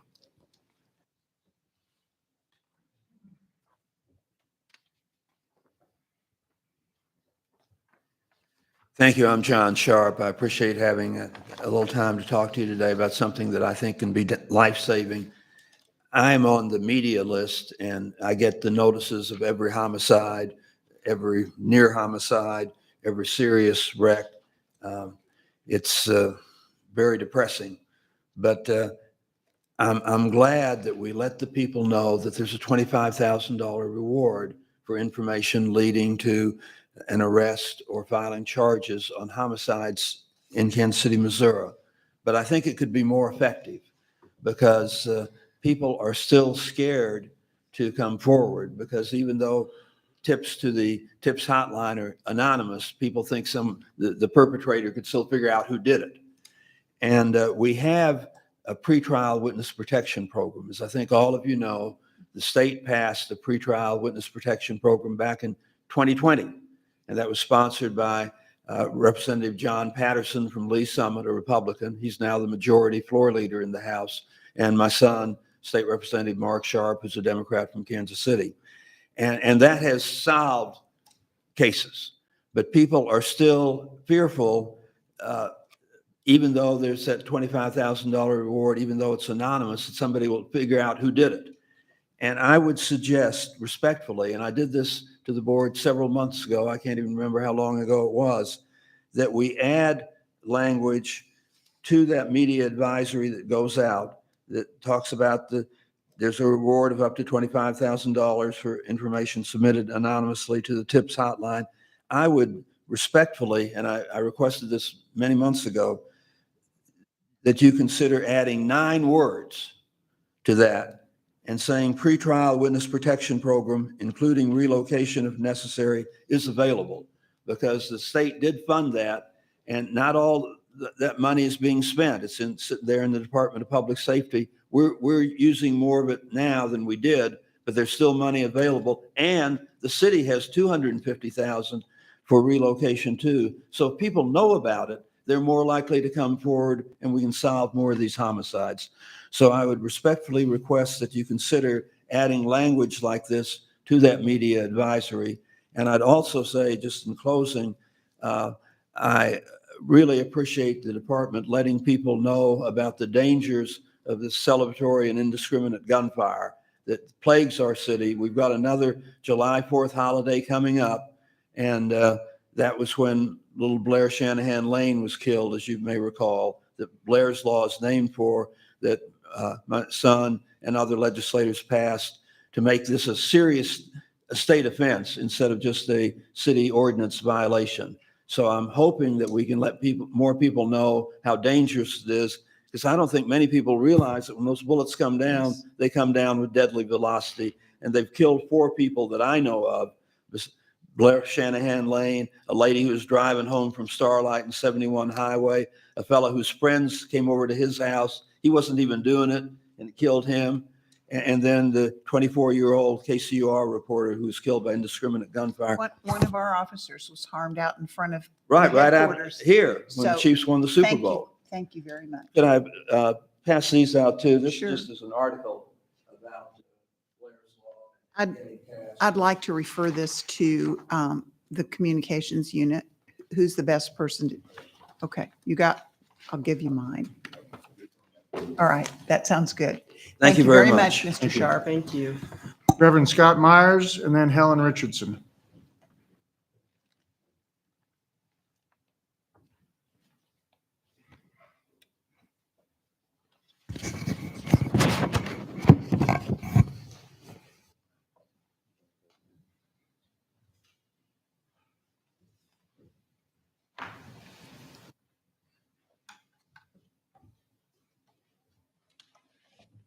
Welcome.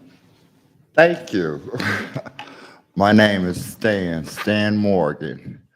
I am the Community Engagement Advisor for Westport Presbyterian Church, and I'm part of a group called Good Trouble.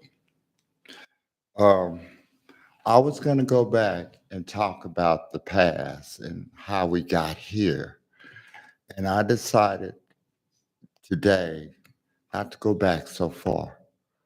I was going to go back to 1995, 27th Prospect. You remember the mock graves of all the homicides. It was over 150. That was 1994, 95. We're still at that problem of violence.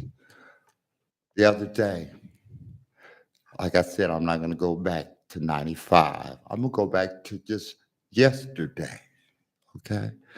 And I met with a couple of officers, Officer Sergeant Marcus May and Major Santiago Garza. yesterday, okay? And he met part of our good troubles, Helen Richardson. And to say that it was heartfelt is something horrendous. She lost 4 sons to homicide. She was here, she had to leave. She is a nurse. I say that to you because it's still happening today. We have talked with Stacey Graves. We have talked to Second Command. We have talked to just about everybody on the board, except for a couple of. There's no new person, but we've omitted that as far as conversation.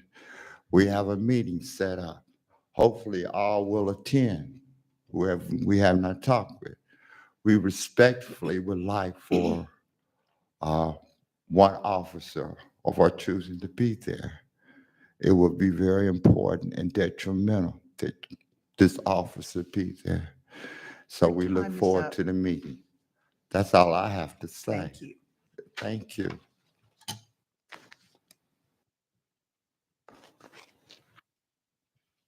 I'm Reverend Scott Myers. I'm pastor at Westport Presbyterian Church. I'm part of Good Trouble also.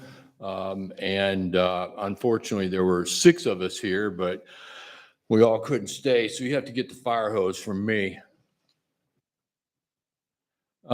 We call for, these are our principles. We call for more Black and brown police officers, especially women, to be hired and promoted, and more officers who live in the community, which they police. And we call for an incentive program to advance that purpose.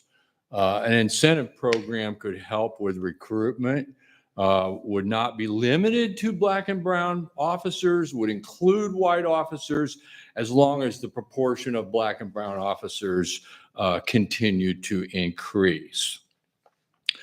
After Buffalo and Uvalde, we call for policing leaders in Kansas City to join, my phone's ringing, to join in an urgent call for common sense gun reform.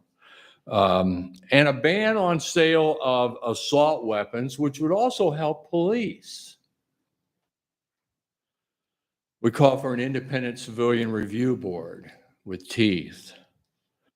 We call on policing leaders in Kansas City to embrace key reform elements in the George Floyd Police Act and other concrete policy and implementation, such as ban on chokeholds, change in rules of force so the reasonable word is not adequate, and body cameras on all the time while on duty.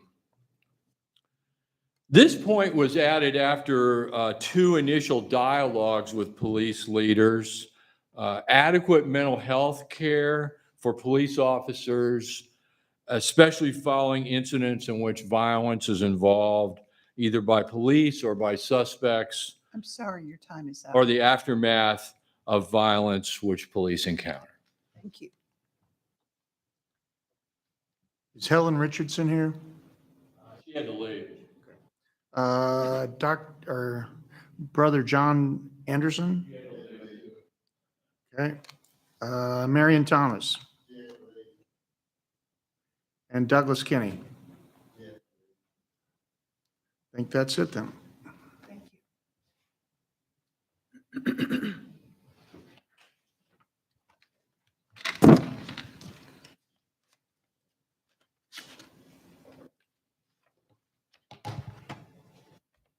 General discussion, Chief Graves. I don't have anything further other than just give you an update across the street. Gene Peters Baker did charge a suspect in the Sunday mass shooting with, I might get my charges mixed up, but basically 2 counts of murder, 1 count of, it's like a felony murder charge and armed criminal action. And this is the second person. No, it's the same. We had Okay. some charges on him before for something Same else. person. And then, yes. Okay, Mhm. all right. Anything else? No, that's all. Thank you very much. Approval of minutes of the May 23rd meeting. Moved. Second. Any discussion? All in favor, say aye. Aye. All opposed, no. Mr. Kenner? Yes, I have a few items. First, as we previously discussed at the April meeting, the board had received a request from the city auditor's office to participate in the 2023 governance risk assessment survey. Since the board's an independent governmental unit and not governed by the City of Kansas City, Missouri, it's not required to participate, but the board may voluntarily participate. And in light of that, the board established a governance committee to respond to the survey and make recommendations to the board for procedural improvements, if any are found to be appropriate. This committee is composed of President Dean, Commissioner Whitaker, the department's general counsel, and me. The committee met last week and discussed the adoption of bylaws for the board. We should have those ready for review and approval by the board at the July meeting, along with a response to the survey. Second, in recognition of Pride Month, I want to reaffirm our department's commitment to protect all members of the Kansas City community, as exemplified by our officers helping to lead the KC Pride Parade earlier this month, and the training and liaison work provided for LGBTQ+ community. We will be there for everyone, be they black, brown, yellow, white, or rainbow colored. We aim and continually are working to be colorblind. Third, as to stopping criminal behavior and protecting the members of this community, as we've discussed today and many times in the past, the department can only do so much on its own. Our community partners are critical. If we only focus on what divides us, be it race, gender, sexual orientation, where we live, income, political party, or even whether you're a fan of the Missouri Tigers or the KU Jayhawks, we cannot work together. We must acknowledge that there is more that unites us than divides us, that separates us. We are Kansas Cityans who love our Chiefs, our Royals, Sporting and Current. We love good barbecue, enjoyable outings to Worlds of Fun and the Kansas Speedway, to fantastic concerts and other events at the Verizon Center or in our parks, symphony and opera, our art museums and galleries, our beautiful zoo, parks and fountains, and our great universities and colleges. Above all, to echo Chaplain Oliver, we love the people of this good city. To achieve our goal to reduce crime, we must work together, help each other, and stop the criminals who commit the crimes, but also to address the causes of crime, such as houselessness, drug addiction, mental illness. To build on what the mayor stated earlier, don't be confused or misled by social media or pundits from the right or left who claim to want to stop crime, but disparage law enforcement and police officers or support attacks on them. As Council Robinson, Chief Graves, and others noted today, we need to unite to do all of this. Thus, I ask everybody in this community, please help us. Thank you for listening to me today. Thank you, David. Mayor Lucas? You know, I will just say, because the city auditor would want me to, and he takes great pride in his position, and I believe it was Auditor Mark Funkhauser who got auditor's roles expanded in Chapter 84. The city auditor is probably the one of two city officers that is mentioned in Chapter 84. I think 84-350 would be the relevant section that speaks to the city auditor's ability to conduct certain audits of the Board of Police Commissioners and others. He did visit with me after the last board meeting, and I will just say with respect to him, he would likely say, I do have a role here, not just necessarily exercising the will of the city council, but having his own role as established here. So I don't think it makes a substantive change for the path that we're on, but I would just have to look at that section, which I have not exhaustively studied lately to effectuate his rights. Actually, our governance committee discussed that Oh, perfect. at our meeting. Well, see, you're ahead of me. Outstanding. Well, I appreciate the update on that. I think I will add this. Yeah, there's quite a bit going on. We've said a lot already. We said a lot of things before. I hope people see that there are a lot of people at this department who are working hard. You know, Chief Graves mentioned a set of folks who do not always agree or have great things to say about us, but who were out there on Sunday morning trying to help the department solve crimes. And I hope that everyone gets on board with that. because making this community safer is what everybody wants. There are a lot of communities with a lot of different political views and all of that, but that don't necessarily have our same violent crime problems and numbers. So hopefully, as Mr. Kenner noted, we find a way to come together at least on that important issue. I thank you all for the quick work that you've done on apprehending a suspect in connection with Sunday morning shooting. That is absolutely exceptional. It will get attention today, but I'm sure something else will push it off the front page in no time. That being said, know that your work is appreciated. Commissioner Dean, let me commend you on your first chairmanship of the board. You did an outstanding job. And to just kind of address Ron Hunt as to why we don't address people who are at the podium is because, as you can see, sometimes it's very combative. So we can't address people who like us and not address the people who are combative. I was on my way into the voting booth when somebody approached me and said, "You know Blaine Newton?" I thought he said Wayne Newton at first, who is the country western singer, you know. And so, of course, I've got all these things in my hand about voting, and the name meant nothing to me at the time. So, you know, people take things out of context, and we're public servants. It is what it is. But that's why, as chair, I would never address folks who were at the podium, whether they were being complimentary or not. So that's where I stand. Thank you. Thank you. Good example. I will try. Madam President, thank you. Two items to cover. One's administrative, the other is a reaction, Chief, to your comments this morning. The administrative item, the audit committee met last Thursday. The city auditor was present. That's what's standing. We reviewed the draft audit. It is a clean opinion, and we can expect that to be finalized and presented at our next board meeting for our review. And now for the second item, my reaction. I think you used the term that there's a culture of some in our community that are too quick to violence. And my impression is that culture happens over time, and that to change culture takes time. So in response to your mission of staying the course, absolutely stay the course. I have great gratitude and value you and your team in responding to what is very regrettable and unfortunate violence in our community today. So thank you for that. I also want to thank you for your humility to acknowledge that a victim was left out longer than any of us would have hoped. Means a great deal. And with humility, we oftentimes find lessons learned, and that's part of continuous improvement. And so I thank you for that. Madam President, that's all I have. Thank you. Commissioner Kramer?